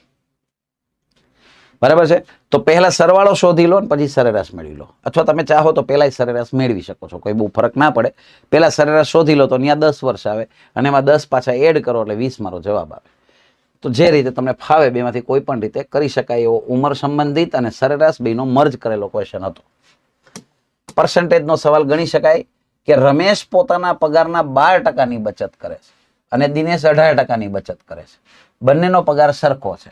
દિનેશ 720 રૂપિયાની બચત કરે છે. તો રમેશની બચત કેટલા રૂપિયા હશે? સીધી ત્રિરાશી માંડવાની આવે ને ભાઈ. રમેશની બચત છે 12% અને દિનેશની બચત છે 18%. આ દિનેશ એની બચત અને એના પૈસા મને આપી દીધા 720 રૂપિયા. તો મારે શોધવાની છે રમેશની બચત. તો રમેશની બચત કેટલી હતી? 12%. તો 12% એ કેટલા? ટૂંકમાં સીધી ત્રિરાશી જ માંડવાની છે. 18% એ 720 તો 12% એ કેટલા? જો સીધી ખબર પડે તો આ 4 ગણા થયા. 18 ચોક 72 ને પાછળ એક 0 આવે. તો બસ આના 4 ગણા કરો. 12 ચોક 48 પાછળ એક 0 મૂકો. આ એનો જવાબ છે. 480 રૂપિયા બી ઓપ્શન જવાબ છે. અને એમ ના ફાવે તો પછી આ રીતે તો છે જ 12 × 720 ના છેદમાં 18 અને છેદવેદ ઉડાડશો એટલે 480 મારો જવાબ આવશે. બરોબર. 18 ચોક 72 ત્યાં પણ થશે. આસાન સવાલ હતો. સીધી ત્રિરાશીથી થઈ જાય. ટકાવારીનો સિમ્પલ ક્વેશ્ચન. ત્યાર પછી કહ્યું છે કે એક વર્ગના વિદ્યાર્થીઓની સરેરાશ ઉંમર 18 વર્ષ છે. યાદ રાખજો, આખા વર્ગના વિદ્યાર્થીની સરેરાશ ઉંમર 18 વર્ષ છે. પછી તો કે તે વર્ગના છોકરાઓની સરેરાશ ઉંમર 20 વર્ષ છે. બોયઝ એની સરેરાશ ઉંમર 20 વર્ષ છે. અને છોકરીઓની સરેરાશ ઉંમર 15 વર્ષ છે. એટલે કે ગર્લ્સ એની સરેરાશ ઉંમર 15 વર્ષ છે. પછી પ્રશ્નમાં કીધું છે છોકરીઓની સંખ્યા 20 હોય તો છોકરાઓની સંખ્યા કેટલી? તો ગુણોત્તર અને પ્રમાણ. આમ સરેરાશનો દાખલો છે પણ ગુણોત્તર પ્રમાણનો એક પેટા ટોપિક આવે જેને આપણે મિશ્રણ તરીકે ઓળખીએ છીએ, મિક્સચર એન્ડ એલિગેશન. એ પેટર્નથી આ દાખલાને ગણવાનો છે. ખબર કઈ રીતે પડે? તો કે જો ભાઈ આખા ક્લાસની ઉંમર ક્યારે મળે? બોયઝ અને ગર્લ્સની ઉંમર ભેગી કરો, મિશ્રણ કરો તો જ આ મળે. એટલે મારે આ પેટર્નને ફોલો કરવાની. આ બોયઝની ઉંમર, આ ગર્લ્સની ઉંમર અને આખા ક્લાસની એવરેજ. હવે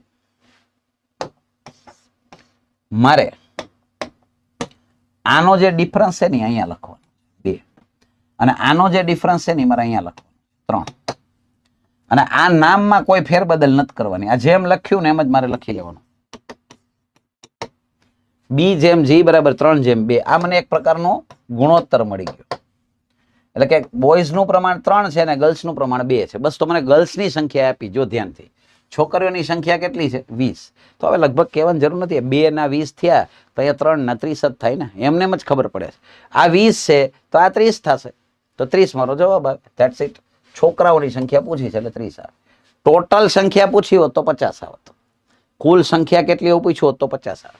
પણ અત્યારે બોયઝનું પૂછ્યું છે એટલે આને હું ગુણ્યા 10 કરું ને એટલે 20 થાય. તો આના ગુણ્યા મારે 10 કરવા પડે એટલે 30 મારો જવાબ આવે. બરાબર. તો આમાં કઈ બીજી કોઈ ભયાનક પ્રોસેસ નથી કરવાની. આરામથી ખબર પડી જાય. નેક્સ્ટ સવાલ છે. ચાલો, આ થોડોક મહેનત કરાવે એવો સવાલ કહેવાય તો જરાક ધ્યાન આપજો. ગુણોત્તર અને પ્રમાણનો આ પણ થોડો ઘણો મિશ્રણને રિલેટેડ ક્વેશ્ચન છે. જો 60 લીટર મિશ્રણ છે જે દૂધ અને પાણીનો ગુણોત્તર 2/1 છે. જો આ ગુણોત્તરમાં 1/2 હોય તો પાણીનો કેટલો વધુ જથ્થો ઉમેરવો પડે? તો એક વાત ભૂલતા નહીં, તમે ઉમેરવાના છો આમાં પાણી. તો જો ભાઈ, આ દાખલાનો મેઇન આધાર જો હું લીટી લખી દઉં છું ને, યાદ રાખજો, પાણી ઉમેરવાથી દૂધના લીટરના બદલે, બસ આટલું જો સમજાઈ જાય ને તો આ દાખલો આરામથી આવે. દૂધના લીટરમાં કોઈ ફેરફાર નહીં થાય, પ્રમાણ ફરશે, લીટર નહીં ફરે. તો જો હવે કઈ રીતે ગણશું, તો સૌથી પહેલા જે મિલ્ક અને વોટર એનો રેશિયો હતો 2:1. ટોટલ લીટર હતા 60. તો હું 60ના પેલા 3 ભાગ કરી નાખું, 2 ને 1 3. આ પહેલાની વાત છે. તો 20 આવશે. આ 20 વડે હું બંનેને ગુણી નાખું છું. 20 વડે બંનેને ગુણી નાખું એટલે મિલ્ક થઈ જાય 20 દૂને 40 લીટર અને વોટર થઈ જાય 20 એકા 20 લીટર. હવે જો મેં વાત કહીએ, જો ધ્યાનથી સમજો કે તમે આમાં ઉમેરવાના છો પાણી, તો દૂધના લીટરને કોઈ જ ફરક નહીં પડે. દૂધ 40 લીટરનું 40 લીટર જ રહેશે. એટલે મારે હવે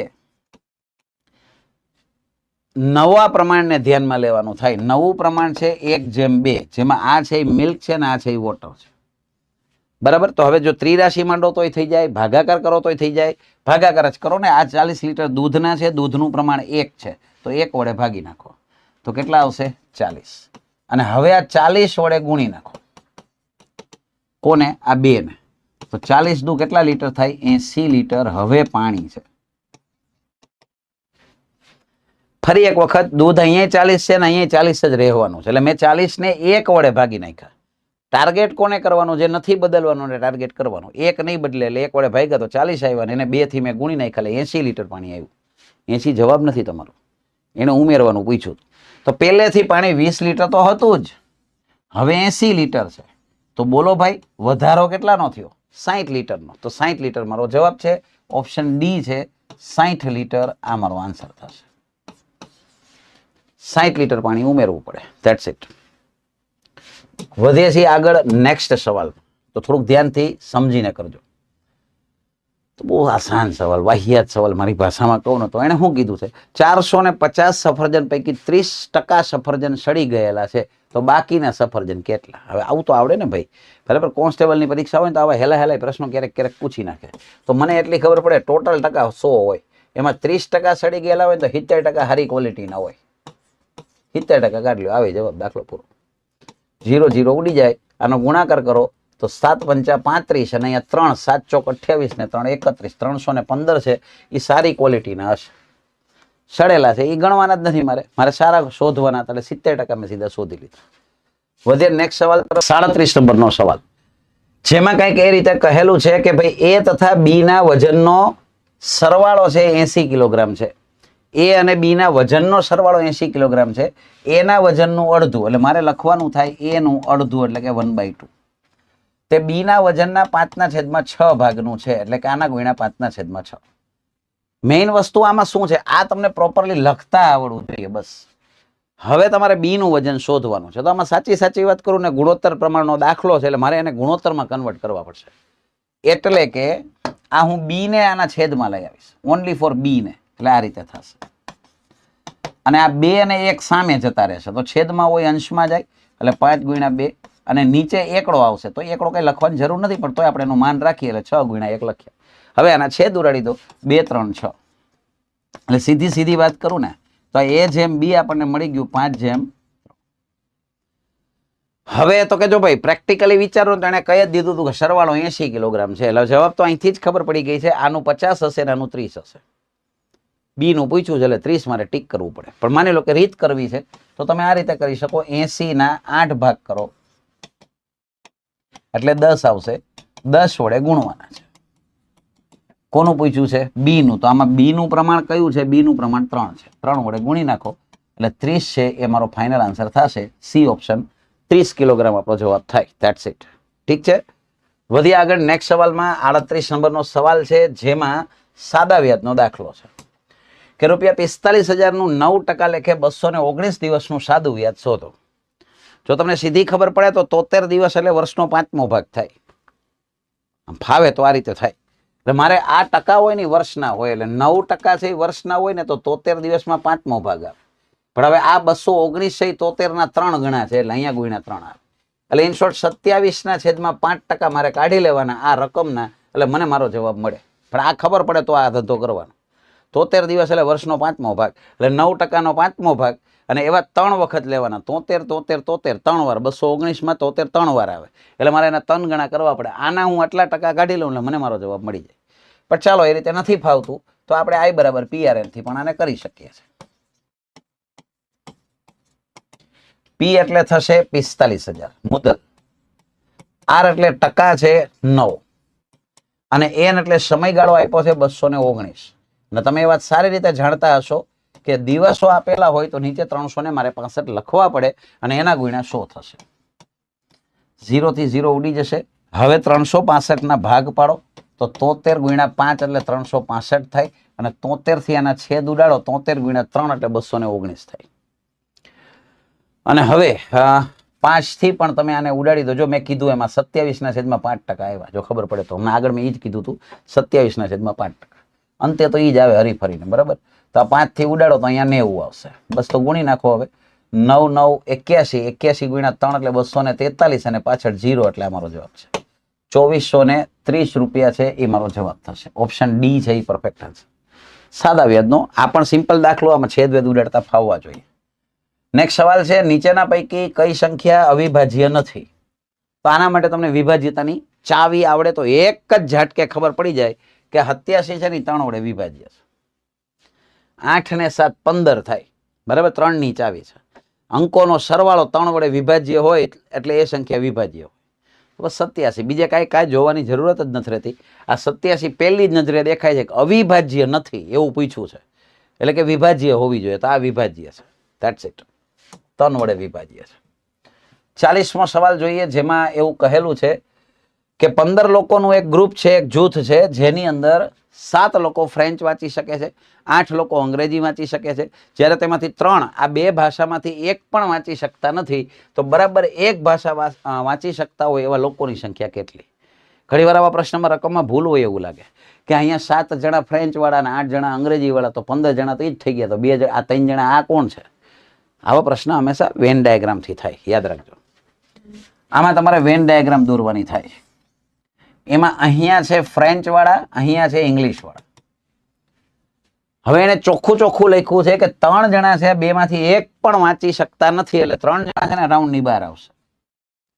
તો 15 જણામાંથી 3 તો પહેલા જ નીકળી ગયા. હવે વધે છે કેટલા? 12 નો મારે જુગાડ કરવાનો છે. 12 નો જુગાડ કરવાનો છે. તો અહીંયા 7 ને 8 કેટલા થઈ ગયા? 15 થઈ ગયા. તો 15 માંથી હું અગર 12 કાઢી નાખું તો વધે છે 3 લોકો. એટલે 3 જણા એવા હશે કે જે બંને ભાષા વાંચી શકતા હશે. ફરીથી સમજો, ટોટલ 15 જણા હતા, એમાંથી 3 જણા તો એકેય ભાષા વાંચતા જ નથી. એટલે એક વાત કન્ફર્મ છે, આની અંદર ટોટલ 12 જણા જ આવશે, કારણ કે તો જ ટોટલ 12 ને 3 15 થાય. હવે 12 જણામાંથી આ મને 7 જણા ફ્રેન્ચ વાળા અને 8 જણા અંગ્રેજી વાળા કહ્યા છે, એટલે 15 જણામાંથી એ 12 જણાની જે મારે રિક્વાયરમેન્ટ છે હું બાદ કરું તો 3 જણા કોમન આવશે, જે બેયમાં આવતા હશે. હવે ગોઠવો, 7 લોકો ફ્રેન્ચ વાંચે છે, તો ફ્રેન્ચ વાળા આ બધા છે કે નહીં? એમાં 3 તો આવી ગયા, એટલે 4 અહીંયા આવશે. તો 7 જણા ફ્રેન્ચ વાળા થઈ ગયા. એને ક્યાં કીધું માત્ર ફ્રેન્ચ વાંચે છે? એને એમ કીધું 7 લોકો ફ્રેન્ચ વાંચે છે, પતી ગયું, થઈ ગયું ફ્રેન્ચ. હવે ઇંગ્લિશ વાળા જુઓ, 8 લોકો છે, તો 8 માંથી 3 તો આ જ આવી ગયા ને, તો અહીંયા કેટલા આવશે? 5. તો ઇંગ્લિશ વાળા 8 થઈ ગયા, ફ્રેન્ચ વાળા 7 થઈ ગયા. બસ, તો હવે એના સવાલનો જવાબ આપો. બરાબર એક ભાષા વાંચી શકતા હોય એવા, આ માત્ર એક ભાષા ફ્રેન્ચ વાંચે છે, આ માત્ર ઇંગ્લિશ વાંચે છે, 4 ને 5 9 લોકો છે, એ માત્ર ને માત્ર એક જ ભાષા વાંચી શકે છે. ઓપ્શન બી મારો જવાબ છે. વેન ડાયાગ્રામ નો સવાલ છે, યાદ રાખજો. બરાબર, તો આમાં તમારે વેન ડાયાગ્રામ થી જ આને સોર્ટ આઉટ કરવો પડે. નેક્સ્ટ સવાલ છે, જે ઉંમર સંબંધિત પ્રશ્ન છે. તેને કહ્યું છે કે 18 વર્ષ પહેલા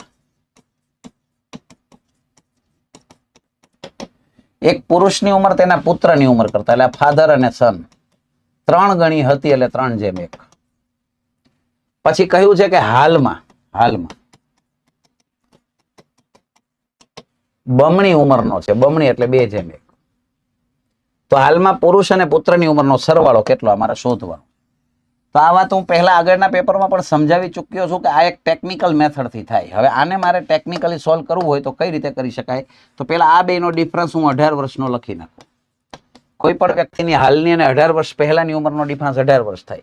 અને આ બાજુ આનો ડિફરન્સ છે 2 નો, જે હું નીચે ગુણીશ, આનો ડિફરન્સ છે 1 નો, જે હું ઉપર ગુણી નાખીશ. હવે હું એનો ગુણાકાર કરું છું. આ બંનેને 1 1 વડે ગુણું છું એટલે આ તો 3:1 જ રહેશે. આ બંનેને 2 વડે ગુણું તો 4:2 આવે. હવે એક સત્ય હકીકત એ છે કે આની ઉપર હવે ચોકડી મારી દઈશું. આ પ્રમાણને હવે ભૂલી જાઓ. ચાલો હવે પેલી બાજુ ધ્યાનથી જુઓ તો આની વચ્ચેનો ડિફરન્સ 1 નો મને દેખાય છે. અહીંયા 1 નો ડિફરન્સ દેખાય છે. તો બસ ત્યાંથી મારે ત્રિરાશિ માંડવાની રહે. એ જે 1 નો ડિફરન્સ છે એ 18 વર્ષ છે. મને અહીંયા શું પૂછેલું છે ધ્યાનથી વાંચજો. પિતા અને પુત્રની ઉંમરનો સરવાળો, પુરુષ એટલે પિતા, પિતા અને પુત્રની ઉંમરનો સરવાળો ક્યારનો પૂછ્યો છે? હાલનો પૂછ્યો છે. તો હાલનો સરવાળો અહીંયા મળે. આ પિતાજી છે અને આ પુત્ર છે, એનો સરવાળો કરો ને તો 6 થાય. આ 6 થાય. મારે પિતાની ને પુત્રની અલગ અલગ ઉંમર નથી શોધવાની, મારે એનો સરવાળો જ શોધવાનો. મારે સીધા લખવાનું થાય 6 એ કેટલા. પતી ગઈ વાત. 1 એ 18 વર્ષ તો 6 એ કેટલા? તો આનો ગુણાકાર કરો 18 6 108 વર્ષ આ મારો જવાબ આવશે. બેની હાલની ઉંમરનો સરવાળો 108, ડી ઓપ્શન મારો જવાબ થાય.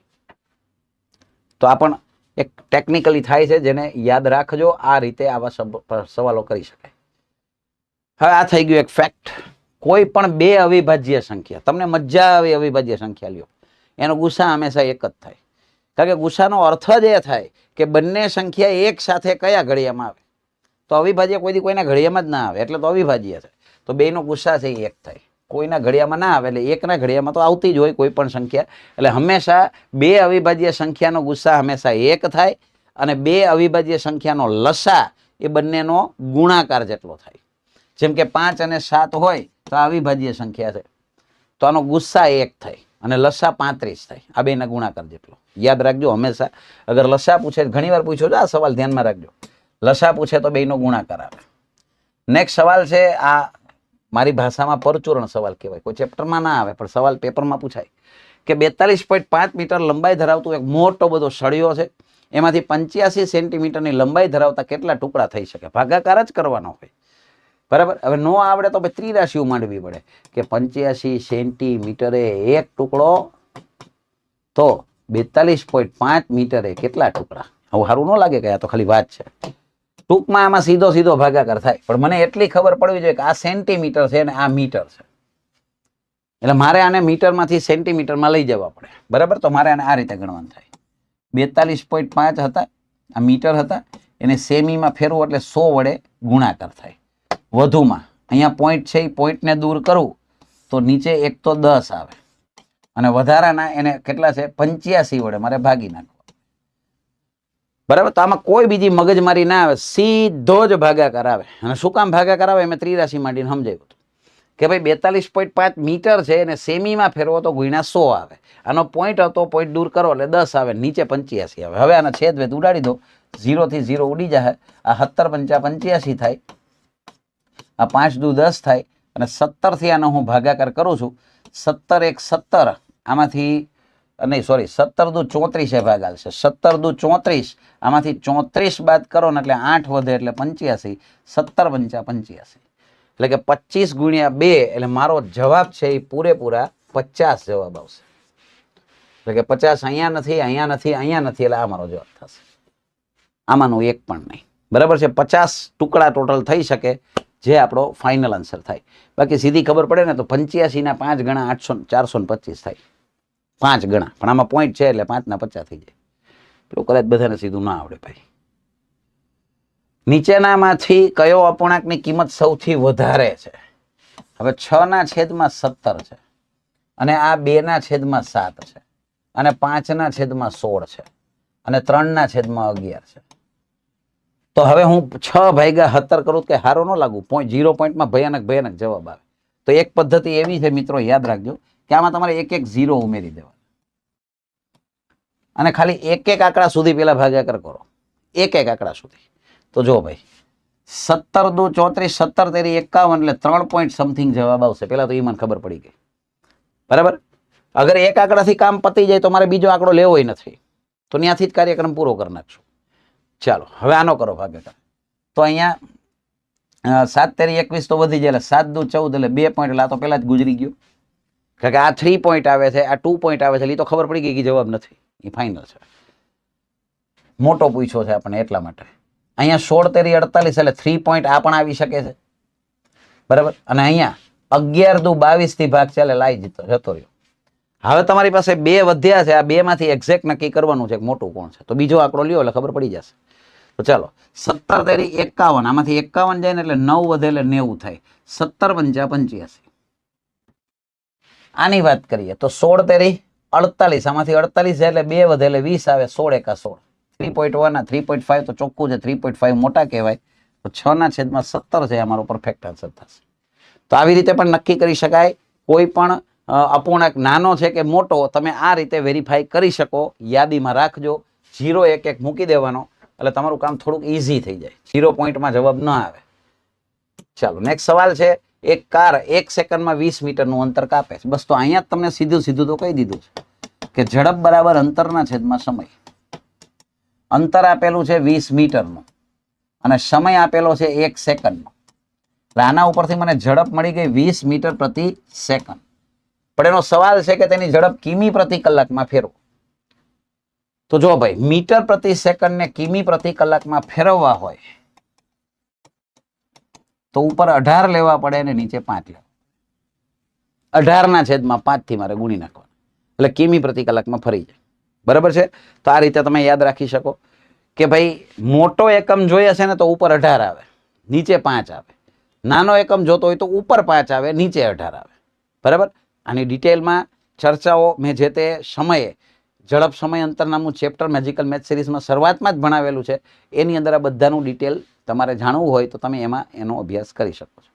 બાકી આ ચેપ્ટર જે લોકો મારી પાસે ભણ્યા છે એને સારી રીતે ખબર છે. મેં માત્ર એક જ વસ્તુથી આ દાખલા બધા ગણેલા છે.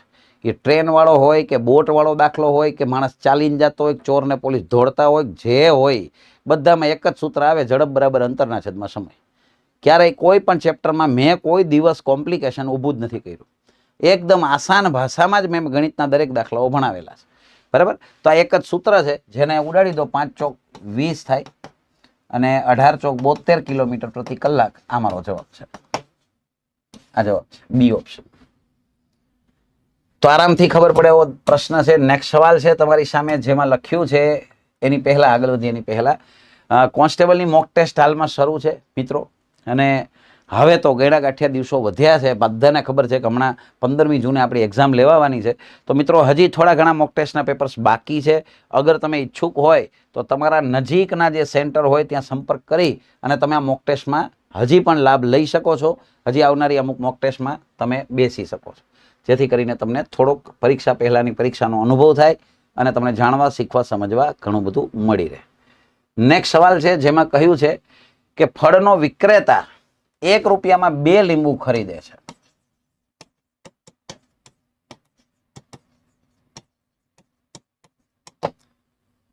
અને 3 રૂપિયામાં 5 લીંબુ વેચે છે. તો નફાના ટકા કેટલા? તો જો આમાં કન્ફ્યુઝન શું હોય, એને જે માહિતી આપી હોય ને એ તમને સીધું ખબર ના પડે તો તમે અહીંયા હલવાઈ જાઓ. જો તમને ખબર પડતી હોય 1 રૂપિયાના 2 લીંબુ, 1 રૂપિયાના 2 લીંબુ, 50 પૈસા એકની કિંમત થાય. એકની કિંમત 50 પૈસા થાય. આ એની મૂળ કિંમત થાય. હવે આની વાત કરો, 3 રૂપિયાના 5 લીંબુ તો વેચાણ થાય છે 60 પૈસામાં. 3 રૂપિયા એટલે 300 પૈસા થયા. સમજો, 300 ભાગ્યા 5 કરો એટલે 60 પૈસા આવે. 60 પૈસા એની વેચાણ કિંમત છે. તો નજરે દેખાય છે કે આમાં એને નફો થાય છે, 10 પૈસાનો નફો થાય. અને નફાના ટકા શોધવાનો એકમાત્ર રૂલ યાદ રાખજો, નીચે મૂળ કિંમત આવે, ઉપર નફો આવે અને ગુણ્યા 100 આવે. બરાબર. કોઈ ટેકનિકની આમાં જરૂર નથી ભાઈ. 1 રૂપિયાના 2 લીંબુ ખરીદતો હોય તો એકની ખરીદ કિંમત 50 પૈસા થાય અને 3 રૂપિયા એટલે 300 પૈસા થાય. 300 પૈસાના 5 હોય, 300 ભાગ્યા 5 કરો 60 પૈસાનું વેચાણ થાય. નજરે દેખાય 10 પૈસાનો નફો છે. તો નીચે મૂળ કિંમત આવે 50, ઉપર નફો આવે 10 પૈસા અને ગુણ્યા આવે 100. બસ છેદ ઉડાડી દો, જે આવે જવાબ છે. અહીંયા આવશે 5 અને અહીંયા આવશે 20. 20% નફો આવશે મારો જવાબ. આ જવાબ છે. નફાના ટકા 20 હશે, 20%નો પ્રોફિટ થાય છે. એમને ખબર પડી જાય. 5મો ભાગ થાય, બરાબર. 10 પૈસા એટલે 5મો ભાગ થાય. 5મો ભાગ એટલે 20% આવે. તો આસાન સવાલ, નેક્સ્ટ સવાલમાં આગળ વધીએ. જેમાં કહ્યું છે, જો આ થોડોક વિચિત્ર સવાલ છે, આમાં ધ્યાન રાખવાનું. આવા બધા પરચુરણ સવાલો તમારા પેપરમાં 1000% પૂછાશે. તમારે લખો એને લખી લેજો. તમારા પેપરમાં આવા 2-3 સવાલ તો આવા જ છે, જેમાં તમારે તમારી બુદ્ધિનો ઉપયોગ કરવો પડશે. કોઈ તમને નહીં શીખવાડીએ કે જેમ કે આ સવાલ જુઓ, એક બસ છે બપોરે 12 કલાક અને 25 મિનિટે એક સ્થળ છોડે છે, મતલબ કે નીકળે છે 12:25, બપોરે 12:25, એટલે એને શું કહેવાય? PM કહેવાય. 12:25 PM એ નીકળે છે. હવે આગળ વધો. અને તે નિર્ધારિત સ્થળે 10 કલાક ને 45 મિનિટે સવારે પહોંચે છે. બરાબર? તો ચોખ્ખું કીધું છે 10:45 AM પહોંચે છે. તો મુસાફરીનો કુલ સમયગાળો કેટલો? તો તમને એટલી તો ખબર પડે કે બપોરે 12:25 PM થયેલી છે, એમાંથી તમારે બીજા દિવસે સવારે 10:45, કારણ કે હવે એ દિવસે કઈ સવારે 10:45 ન વાગે. બરાબર?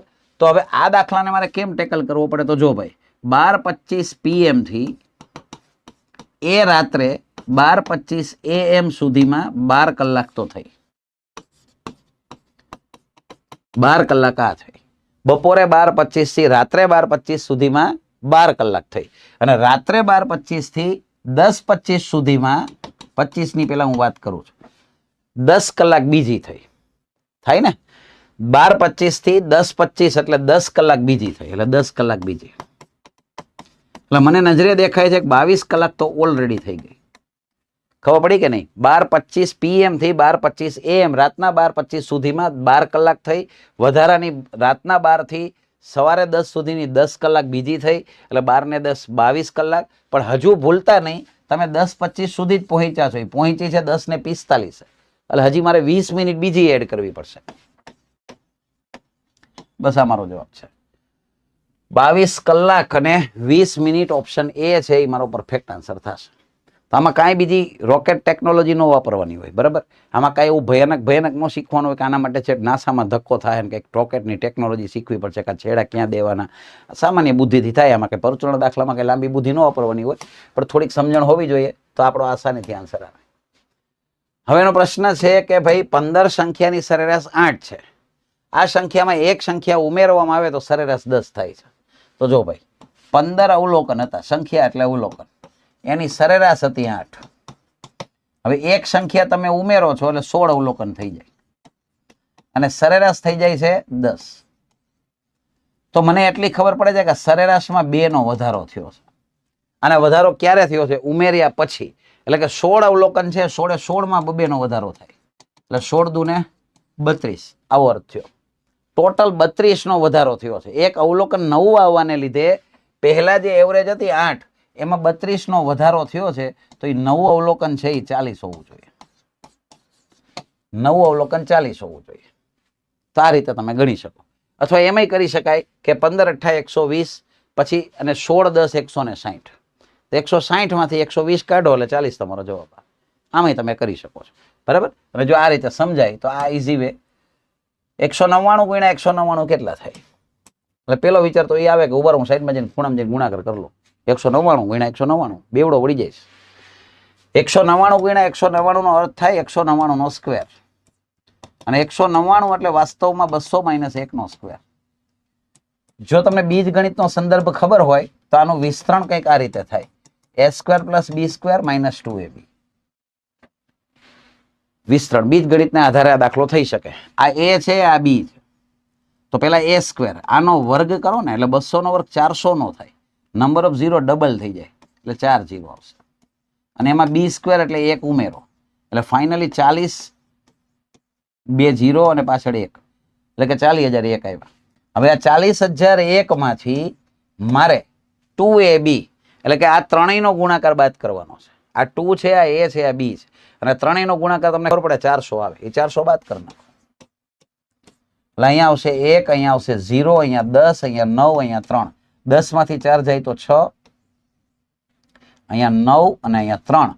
39,601 છે. સી ઓપ્શન છે એ મારો જવાબ થાય. બીજગણિતનો સિમ્પલ સવાલ. 199 નો સ્ક્વેર મારે કરવો છે, તો 199 એટલે 200 - 1 થાય. પછી એનું વિસ્તરણ કરો, a² + b² - 2ab. આ -2ab કર્યા એટલે મને મારો જવાબ 39,601 મળ્યો. આવી રીતે તમે જવાબ નક્કી કરી શકો. ઓકે, ચાલો બીજી એક રીત એવી પણ હોઈ શકે જો તમને ફાવતું હોય તો, કે 199 ગુણ્યા 199, આમાંથી 9 કાઢી નાખવાના. 9 આ 9 કાઢી નાખો એટલે અહીંયા વધ્યો 1 અને અહીંયા વધ્યો 1, તો 1 ગુણ્યા 1 એટલે 1 થાય, અને ડિજિટલ સમ મેથડ કહેવાય. હવે તમારો જવાબ એ જ હશે કે જેનો અંકોનો સરવાળો એકડો થતો હશે, જસ્ટ 1. આવું પણ એક તુક્કો લાગી શકે, બરાબર. જેમ કે આમાં તમે 9 ને હટાવી દો તો 3 ને 1 4 થાય, આ જવાબ ન હોય. જેમ કે આમાં તમે 9 ને 9 હટાવી દો તો આમાં 3 ને 1 4 થાય, આ ના હોય.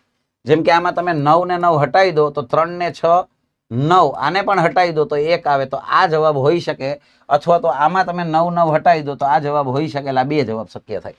એટલે હવે મારે ખરેખર આ બે માંથી એક જ જવાબ ટીક કરવાનો થાય, કાં 39601 અને કાં 39691. હવે પ્રશ્ન થાય પાછો સર એ ને સી માંથી મારે એક્ઝેક્ટ નક્કી કરવો હોય તો એનોય રસ્તો છે. એના માટે તમારે એ કરવાનું થાય કે છેલ્લા બે આંકડાઓને તમે ટાર્ગેટ કરી શકો આ રીતે. ઘણી વાર એવું બને કે આજે મેં સમજાવ્યું એને આધારે એક જ ઓપ્શન નક્કી થઈ જાય તો સીધો જવાબ મળી જાય. અધરવાઇઝ આવું બે વાર બને છે તો એક હજી સ્ટેપ તમારે કરવું પડે એડિશનલી. તો 9 ગુણ્યા 9 એટલે 81. પેલો ગુણાકાર સીધો કરવાનો, વધી આવી 8. હવે આનો નાનો ચોકડી ગુણાકાર કરો, 9 9 81 અને 9 9 81. હવે આનો સરવાળો કરો, 8 ને 1 9 ને 1 10 નો 0, એટલે કે આનો છેલ્લેથી બીજો આંકડો 0 હશે. તો આમાં છેલ્લેથી બીજો આંકડો 0 નથી, એટલે આ મારો જવાબ છે. હવે કોઈ એમ કે મારે આવી કઈ મગજમારી નથી કરવી તો ન જ કરાય ને, સીધી વાત છે. બીજ ગણિતનો સંદર્ભ સમજાવ્યો એ બેસ્ટ છે. 200 - 1 નો વર્ગ આ રીતે કરો એટલે આસાનીથી થઈ જાય, બરાબર. આ તો બીજા રસ્તા મેં તમને બતાવ્યા કે આવી રીતે પણ તમે કરી શકો ખરા. ચાલો નેક્સ્ટ સવાલ છે, જેમાં એવું કહેલું છે કે ભાઈ એક પુરુષ અને તેના પુત્રની ઉંમરની સરેરાશ 40 વર્ષ છે. આ ફાધર અને સન એનો સરવાળો 80. તમે કે પણ 40 આપ્યા, પણ 40 સરેરાશ છે ભાઈ, સરવાળો તો 80 જ થાય. બે જણા છે સરેરાશ 40 છે એટલે ટોટલ 80 થાય. હવે એને કીધું છે તેમની ઉંમરનો ગુણોત્તર 11/5 છે.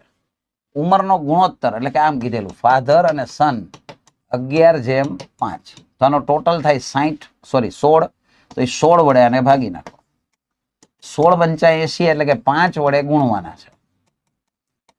કોનું પૂછેલું છે મને? પુત્રનું. પુત્રનું પ્રમાણ કેટલું? 5. તો 5 થી ગુણ નાખો, 5 5 25. પુત્ર 5 વર્ષનો હોય છે, 25 વર્ષ, સોરી 5 નહીં, 5 વડે ગુણ્યા એટલે 25 મારો જવાબ. ગુણોત્તર અને પ્રમાણની એક પેટર્ન ને ફોલો કરો, બીજું કઈ નહીં. એફ અને એસ નો રેશિયો 11/5 નો છે એટલે 16 થયા. 80 ને 16 વડે ભાગ. આ તો દર વખતે તમે કરો છો એ જ છે. હવે 5 વડે ગુણવાના. કોને? જો ફાધર નું પૂછ્યું હોય તો 11 ને ગુણવા પડે તો 55 આવે. સન નું પૂછ્યું તો એટલે 5 થી ગુણ્યા એટલે 25 મારો જવાબ આવે. નેક્સ્ટ સવાલ તરફ આગળ વધીએ. એમાં એવું કહેલું છે કે ભાઈ બે સંખ્યાનો સરવાળો 28 છે, તફાવત 12 છે, તો તે બે સંખ્યાનો ગુણાકાર શું થશે?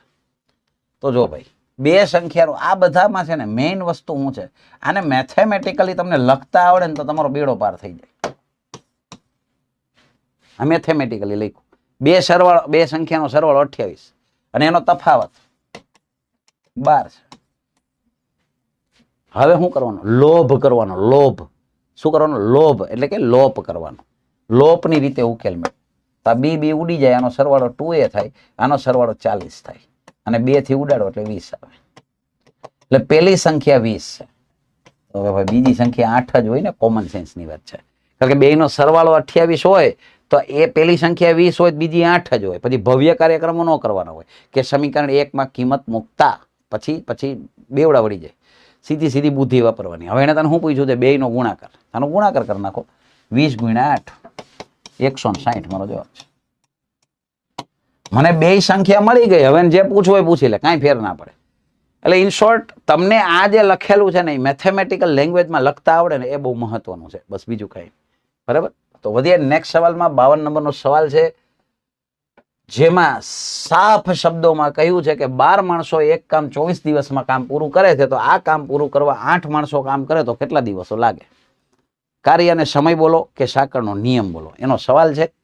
વ્યક્તિ જેટલો સમય કામ કરે એટલું જ કામ એના દ્વારા થાય. બસ આ લોજિક ઉપર આવ્યા. આ માણસો છે, આ સમય છે, આ માણસો છે, આ સમય છે. કિંમત મૂકી દો આમાં. માણસો છે 12, દિવસ છે 24, સામે માણસો છે 8, દિવસ ખબર નથી. અને હવે છેદ ઉડાડી દો. 8 3 24, 12 તેરી 36 આ મારો જવાબ છે.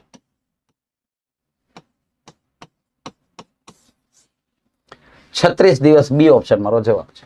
તો આ પણ આસાન સવાલ, બરાબર. સાંકળનો નિયમય કહેવાય અને આને કાર્ય સમય પણ કહેવાય. 53 નંબરનો સવાલ છે, જેમાં લખ્યું છે કે ભાઈ 60 કિલોમીટર પ્રતિ કલાકની ઝડપે દોડતી એક ટ્રેન એક થાંભલાને 9 સેકન્ડમાં પસાર કરે છે, તો ટ્રેનની લંબાઈ કેટલી હશે? તો પેલી વહેલી વાત તો એ કે આ જે 60 કિમી પ્રતિ કલાક આપ્યા ને, એને મારે પેલા મીટર પ્રતિ સેકન્ડમાં ફેરવવા પડે, કારણ કે અહીંયા મને સેકન્ડ આપી છે અને જવાબ અમે મીટરમાં આપ્યો છે. તો મીટર પ્રતિ સેકન્ડ એટલે નાનો એકમ થાય એટલે 5 ઉપર આવશે, 18 નીચે આવશે. ઘણાને એવો વેમ હોય છે કે 18 થી ઉડતા જ હોય. ના, એવું જરૂરી નથી. એવું કોને કીધું? ખોટા ભ્રમમાં ન રહેવું. ક્યારેક ના ઉડે, જેમ કે નથી ઉડતા. તો હવે શું કરશો ભાઈ? તો કે એવા કંઈક ભાગ પાડીને થોડું ઘણું ઉડાડી દો. આના 6 તેરી 18 કરી નાખો તો આ 10 6 60 થાય. એટલે કે ફાઇનલી મારો જવાબ આવ્યો 10 5 50/3 મીટર પ્રતિ સેકન્ડ. હવે જે વ્યક્તિને આનો મતલબ ખબર પડી જાય ને એનો બેડો પાર થઈ જાય. 50/3 મીટર પ્રતિ સેકન્ડ એનો અર્થ થાય 3 સેકન્ડમાં 50 મીટર અંતર કપાય છે. 3 સેકન્ડમાં 50 મીટર અંતર કપાય. તો થાંભલો એને કેટલી સેકન્ડમાં પસાર કર્યો છે? 9 સેકન્ડ. એને કેટલું અંતર કાપ્યું હોય? તો સ્પષ્ટ છે, આ 3 ગણા, તો અહીંયા 3 ગણા 150 મીટર લાંબી ટ્રેન હશે. તમે કહો થાંભલાને થોડી બાદ કરવાના હોય. એમાં થાંભલાને પસાર કરવાનો, થાંભલે ચડાવવાનું નથી ટ્રેનને ભાઈ. એટલે 150 મીટર છે એ મારો ફાઇનલ આન્સર થાય. 150 મીટર અહીંયા ક્યાંય નથી, એટલે મારો જવાબ આવશે આમાંનો એક પણ નહીં છે, એ મારો ફાઇનલ આન્સર થશે. ટૂંકમાં પહેલા અહીંયા એક્ઝેક્ટ તમને છેદ ઉડાડતા આવડતા હોવા જોઈએ. એટલે 10 5 50/3 મીટર પ્રતિ સેકન્ડ આવ્યું અને 3 સેકન્ડમાં 50 મીટર, તો 9 સેકન્ડમાં કેટલા? આ રીતની ત્રિરાશિ આવે. કોઈ એમ કે સાહેબ ટ્રેન વાળું સૂત્ર અલગ આવે? ના ના, કોણે કીધું તને? ખોટી અફવા ફેલાવતો જ નહીં. ટ્રેનમાં કોઈ સૂત્ર નવું ન આવે, બરાબર. હવે એ તો જે લોકો મારી પાસે ભણ્યા છે એને બધી સારી રીતે ખબર છે કે એક જ સૂત્ર, વન એન્ડ ઓનલી, અજર અમર, ઝડપ બરાબર અંતરના છેદમાં સમય. અને એ ક્યારે? ખાલી ઝડપ શોધવાની હોય તો જ, બાકી સૂત્ર ન આવે, બરાબર છે. ગણિતને જેટલું સૂત્ર વગર ભણો ને એટલું જલ્દી થાય. નવો સવાલ છે. 10 વર્ષે સાદું વ્યાજ મૂડીના 40% થાય છે, તો વ્યાજનો દર કેટલો? હવે 40% વ્યાજ મળ્યું છે અને 10 વર્ષનું છે. પતી ગઈ વાત. ભાગાકાર જ સીધો આવે. કાંઈ ધારવાનું કે કોઈ જાતની કેસેટ નથી વગાડવાની. વ્યાજનો દર હંમેશા વાર્ષિક હોય. હવે આ 40% છે એ 10 વર્ષનું વ્યાજ છે, તો તમારે એને વર્ષમાં કન્વર્ટ કરવા હોય તો ભાગી નાખો. 4% જવાબ, દાખલો પૂરો. તમે કહો I બરાબર PR ન આવે, સૂત્ર જ ન આવે. પેલા દિવસવાળા દાખલામાં મેં તમને એ જ કહ્યું હતું, સૂત્ર વગર જ ઇઝીલી થાય. પણ છતાંય ના ખબર પડે તો સૂત્ર મૂકવું પડે. પણ આમાં તો કોઈ સૂત્રની રિક્વાયરમેન્ટ જ નથી, બધી સ્પષ્ટતા રકમમાં જ કરી છે. ચાલો, કમલ પાસે 160 ચોકલેટ છે, તે રવિને 5% ચોકલેટ આપે, તો 160ના 5%, હું ગણતો નથી, પેલા 5% ચોકલેટ આપી. અનિતાને 15% ચોકલેટ આપે અને ગગનને 1/4. હવે હવે આ ટકો છે, તો આને ટકો કરી નાખો, ગગનનો ટકો કરી નાખો, તો એ ગુણ્યા 100 કરો એટલે ટકો થઈ જાય 25%. કોઈ પણ ટકામાં ફેરવવા એટલે 100 વડે ગુણી નાખો એટલે પર્સન્ટેજમાં ફરે. તો આ કેટલા છે? 5. આ 15 એટલે 15 ને 5 20, 20 ને 25 એટલે 45% ચોકલેટ એને આખા ગામમાં વહેંચી. હવે એની પાસે કેટલી વધી છે શોધવાની છે. 45% વહેંચી દીધી, તો હવે 55% વધી છે. મારે 55% કાઢવાના થાય. શેના? 160. હવે 160ના 55% તો જો આમ જ નીકળે. એ મોઢે થઈ જાય 50% અને 5%નો સરવાળો. કદાચ બધાને ના આવડે, બાકી આના 50% 80 થાય, આના 50% 80 થાય અને 5% ગણો એટલે 8 થાય. 88 જવાબ આવશે, બરાબર છે. પણ ચાલો આપણે બધાને સમજાય એમ કરીએ. 0 થી 0 ઉડી જાય. આના ભાગ પાડના. 5 દુ 10, 11 પંચા 55 અને 8 દુ 100. 88 ચોકલેટ એની પાસે વધી છે, આખા ગામને વહેંચ્યા પછી, બરાબર. હવે એનું શું કરશે એ એનો પ્રોબ્લેમ છે. આગળ વધીએ. નેક્સ્ટ સવાલ, 56મો સવાલ. કોઈ એક સંખ્યાને 56 વડે ભાગવાથી, હવે એક તો સંખ્યા આપી નથી, 56 વડે ભાગવાથી શેષ 29 વધે છે, તો તે સંખ્યાને 8 વડે ભાગો તો કેટલી શેષ વધે? તમારે શું જોઈએ છે? શેષ. તો શેષને જ પૂછાય કેટલી વધે. શેષ જોતી હોય તો શેષને પૂછાય, 29 ને પૂછાય. કેના વડે ભાગવાનું કહે છે? 8 વડે ભાગી નાખો, પતી ગઈ વાત. શેષ કેમાંથી મળે? શેષમાંથી. 29 ને 8 વડે ભાગી નાખો, 8 તેરી 24, શેષ કેટલી વધી? 5. દાખલો પૂરો. આ જવાબ છે. તો સાહેબ 56 ને કે ચિત્રમાં જ નથી લેવાના, બરાબર. મારે ખાલી આ શેષને ટાર્ગેટ કરીને 8 વડે ભાગી નાખવું એટલે મને મારી શેષ મળી જાય. 5 મારો જવાબ છે. નેક્સ્ટ સવાલ છે એક, જો આ મહેનત કરાવે એવો સવાલ, ના ખબર પડે મૂકી દેવો પડે. વિચિત્ર સવાલ છે, ભૂમિતિને રિલેટેડ સવાલ છે, જેમાં કહ્યું છે કે એક રૂમના ફ્લોરિંગ બનાવવાની કિંમત પ્રતિ ચોરસ મીટરે રૂપિયા 8.50 લેખે ટોટલ 510 રૂપિયા થયા છે. એટલે સીધી વાત કરું ને તો જો આવો એનો મતલબ થાય છે. જો આનો મતલબ હું ત્રિરાશી માંડી દઉં છું, જરૂર નથી પણ બધા ન સમજાય એટલા માટે ત્રિરાશી માંડ, કે જો રૂપિયા 8.50 હોય ને ત્યારે 1 ચોરસ મીટર છે, તો રૂપિયા 510 હોય તો કેટલા ચોરસ મીટર થશે? આનાથી મને શું મળી જાય ખબર? એ ફ્લોરનું ક્ષેત્રફળ મળી જશે. ફ્લોર લંબચોરસ હોય, ફ્લોર એટલે કે તળિયું એ લંબચોરસ હોય, એટલે આનાથી મને લંબચોરસનું ક્ષેત્રફળ મળી જાય. એ મને ખબર પડી જાય કે ઓરસ ચોરસ કેટલી જગ્યા છે, બરાબર. તો 8.50 એ 1 ચોરસ મીટર, તો 510 એ કેટલા? હવે આનો ગુણાકાર કરો, 510 ના છેદમાં 8.50, આનો પોઈન્ટ દૂર કરો એટલે 10 આવે. હવે એમ ન કહેતા 0.50 હતા સાહેબ, 5 જ કેમ લખ્યા? પોઈન્ટ પછી 0 ન લખાય ભાઈ, બરાબર. 8.5 હતા એટલે મેં 10 લખ્યા.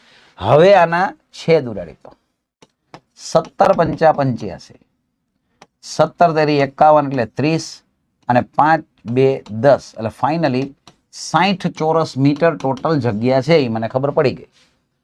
હવે એમાંથી લંબાઈ આપી છે અને પહોળાઈ શોધવાની છે. આ ક્ષેત્રફળ મળ્યું, મેં પહેલા કીધું ને તમને, આ ક્ષેત્રફળ મળ્યું, એટલે કે 60 બરાબર લંબાઈ ગુણ્યા પહોળાઈ. લંબચોરસનું સૂત્ર તો આ જ છે, લંબાઈ ગુણ્યા પહોળાઈ. એટલે કે 60 બરાબર લંબાઈ આપી છે 8, પહોળાઈ મને ખબર નથી, આ શોધવાની છે. અને હવે 8 આના છેદમાં જતા રહેશે, અને સીધું આવડે તો આ 4 દુ 8 થાય. ચાલો છેદમાં જ લઈ જાય, ડાયરેક્ટ નહીં ખબર પડે. 60 ના છેદમાં 8. હવે આ બેને 4 થી છેદ ઉડાડી દો, તો 15 ચોક 60 થાય ને 4 દુ 8 થાય. 15 ના છેદમાં 2 એટલે 7.5 મીટર એની પહોળાઈ હોવી જોઈએ. 7.5 મીટર ઓપ્શન એ છે, એ મારો આન્સર થશે. તો આ કેવડાવે એવો પ્રશ્ન હતો, બરાબર છે. શોર્ટ આઉટ કરી શકો, ટૂંકમાં પતાવી શકાય, પણ બધાને ના ખબર પડે એટલે મેં આખી રીત કરીને સમજાવી છે. તો કદાચ આ ના આવડે તો મારા મતે આને છોડી દેવો પડે, એ પ્રકારનો સવાલ હતો. ચાલો નેક્સ્ટ સવાલ છે, જેમાં કહેલું છે કે 100 વિદ્યાર્થીઓના સરેરાશ ગુણ 40 છે. પછી જાણવા મળ્યું કે એક વિદ્યાર્થીના ગુણ 53 હતા, જે ખોટી રીતે 83 વાંચવામાં આવ્યા હતા, તો સુધારેલા સરેરાશ ગુણ કેટલા? તો ભવ્ય કાર્યક્રમો કરવાના કોઈ મૂડમાં નથી હું, એને ચોખ્ખું કહી દીધું છે. 53 લેવાના હતા, જે પાર્ટીએ ભૂલથી 83 લીધા હતા. 83 ખોટી રીતે વાંચવામાં આવ્યા, તો મતલબ કે ઇફેક્ટ કેટલાની થશે? 30ની અસર થશે, અને એ પણ માઇનસ, મોટા પદની નિશાની. કેટલા જણાને? 100 જણાને 100 વડે ભાગી નાખો, એટલે કે 3 ના છેદમાં 10, મતલબ 0.3 છે ને, તમારે ઓરિજિનલ સરેરાશમાંથી બાદ કરવા પડશે. આટલી સરેરાશ ઘટશે. આ જે ખોટી સરેરાશ હતી ને, એમાંથી આટલાનો ઘટાડો થશે. તો 40 માંથી આને બાદ કરો ભાઈ, 40.0 બાદ કરવાના છે, ધ્યાન રાખજો. એટલે 39.7 છે, એ મારો જવાબ આવે. આ એની ઓરિજિનલ સરેરાશ હોવી જોઈએ, 39.7, બરાબર. તો આને કહેવાય ભૂલચૂક લેવી દેવી, કોઈ મગજમારી નહીં, કોઈ લાંબી મેથડ નહીં. 53 લેવાના હતા, 83 લેવાઈ ગયા, એટલે 30નો ઘટાડો ઓલ ઓવર બધામાં થાય. હોય 100 જણામાં 30 ઘટશે, એટલે બધાને એકંદરે ઘટાડો ગણો તો 0.3 0.3 0.3 આખા ગામમાં જ ઘટાડવા પડશે. તો 40 માંથી ઘટાડો લો, 39.7 છે, બી ઓપ્શન મારો આન્સર થશે. નેક્સ્ટ સવાલ છે, એક દિવસમાં 8 કલાક કામ કરીને 12 પુરુષો એક કામ 30 દિવસમાં કરે છે, તો એક દિવસમાં 4 કલાક કામ કરીને 8 પુરુષો તે કામ કેટલા દિવસમાં કરે? તો વન્સ અગેન આનાથી આપણે દાખલો કરશું. કાર્ય સમય અથવા સાંકળ નિયમનો સવાલ છે કે ભાઈ એક દિવસમાં 8 કલાક કામ કરે છે, એટલે 8 કલાક એ ટાઈમ થયો, અને એક દિવસમાં 8 કલાક કામ કરીને 12 પુરુષો 30 દિવસમાં કરે છે. પુરુષો 12 છે, કલાક 8 આપી છે, અને દિવસ 30 આપ્યા છે. આ સમય છે. હવે કલાક નહીં સમય કહેવાય ને દિવસ નહીં સમય કહેવાય, બધું ટી ની જગ્યાએ જ લખવાનું છે, વાત પતી ગઈ. આ માણસો છે, 12 માણસો હતા, 8 કલાક હતી અને 30 દિવસ હતા. હવે સામેની બાજુ 18 પુરુષો, એટલે પેલા હું અહીંયા 18 લખી નાખું. 4 કલાક, એટલે આની જગ્યાએ 4 આવશે. દિવસ નથી આપ્યા એટલે હું T2 ને એમને એમ રાખીશ. ટૂંકમાં અહીંયા સમય સંપૂર્ણ આપ્યો છે, કલાક અને દિવસ. અહીંયા અધકચરો આપ્યો છે, તો કલાક આપી છે, દિવસ નથી આપ્યો. બસ 18 ને 4 ધીમેકથી છેદમાં આવી જાય.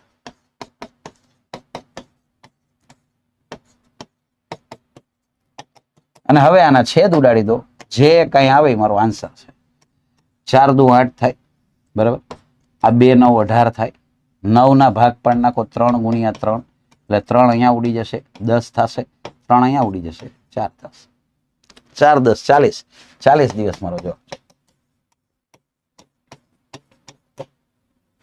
આ ઓપ્શન બી, 40 દિવસ આપણો જવાબ થયો. છેદ વેદ તો ઉડાડવા પડે ભાઈ, છેદ ઉડે નહીં, ઉડાડવા પડે. એની રીતે ન ઉડે, એટલે આમાં થોડીક મહેનત કરી લેવાની. અને લાસ્ટ ક્વેશ્ચન છે, જેમાં એવું કહ્યું છે કે આજે માતાની ઉંમર તેની પુત્રીની ઉંમર કરતા 3 ગણી છે. એટલે વન્સ અગેન આગળ જે કીધું એ પ્રમાણે આ મધર અને ડોટર 3 ગણી, એટલે 3:1. 12 વર્ષ પછી એનો રેશિયો થાય છે બમણી, એટલે 2:1. તો આગળ ગણ્યો એના જેવો જ સેમ પેટર્નનો દાખલો છે. આની વચ્ચેનો ડિફરન્સ છે 12 નો. આ બાજુ મેં શું કહેલું, સામ સામે ગુણી નાખવાના. આનો ગેપ છે 2 નો, જે નીચે ગુણવાનો. આનો ગેપ છે 1 નો, જે ઉપર ગુણવાનો. અને હવે એનો ગુણાકાર કરો. 3 1 3, 1 1 1. અહીંયા 2 2 4 અને 2 1 2. હવે મારે ભૂલ્યા વગર આની ઉપર ચોકડી મારી દેવાની. આનાથી મારે કોઈ જ લેવા દેવા નથી. આ સાઈડનો ડિફરન્સ કાઢો એટલે 1 નો ડિફરન્સ છે. તો 1 એ 12 વર્ષ. તો હવે મારે જોવાનું થાય શું પૂછ્યું છે, પુત્રીની હાલની ઉંમર કેટલી હશે. તો હાલમાં ડોટર એની ઉંમરનું પ્રમાણ કેટલું છે, 1 છે. તો 1 એ કેટલા, તો 1 એ 12, તો 1 એ 12. આવી ત્રિરાશિને મેં નામ આપેલું છે, બરાબર. જે મારા વિદ્યાર્થીઓ છે એ સારી રીતે જાણે છે. 1 એ 12, તો 1 એ કેટલા. આવી ત્રિરાશિને હું મોરાની ત્રિરાશિ કહું છું. 1 એ 12, તો 1 એ 12, 12 વર્ષ જવાબ છે. મોરાની ત્રિરાશિ આ જવાબ છે. That's it. બરાબર. તો આપણે આસાન સવાલ હતો. તો આપણને અહીંયા આપણે 60 પ્રશ્નનું 5મા મોક ટેસ્ટનું સરસ મજાનું સોલ્યુશન એક મળી ચૂક્યું છે. વ્યવસ્થિત રીતે સોલ્યુશન જોઈ લેજો અને ચોક્કસથી લાઈક કરવાનું ભૂલી ન જતા હો ભાઈ. અને કંઈ પણ ડાઉટ્સ હોય તો પણ તમે મેસેજ કરી શકો છો. અને બાકી સારી કામગીરી લાગતી હોય તો ચોક્કસથી એ બાબતને લઈને પણ તમે મેસેજ કરજો, ચોક્કસથી કરજો. તો મળીએ છીએ. જય હિન્દ, જય ભારત.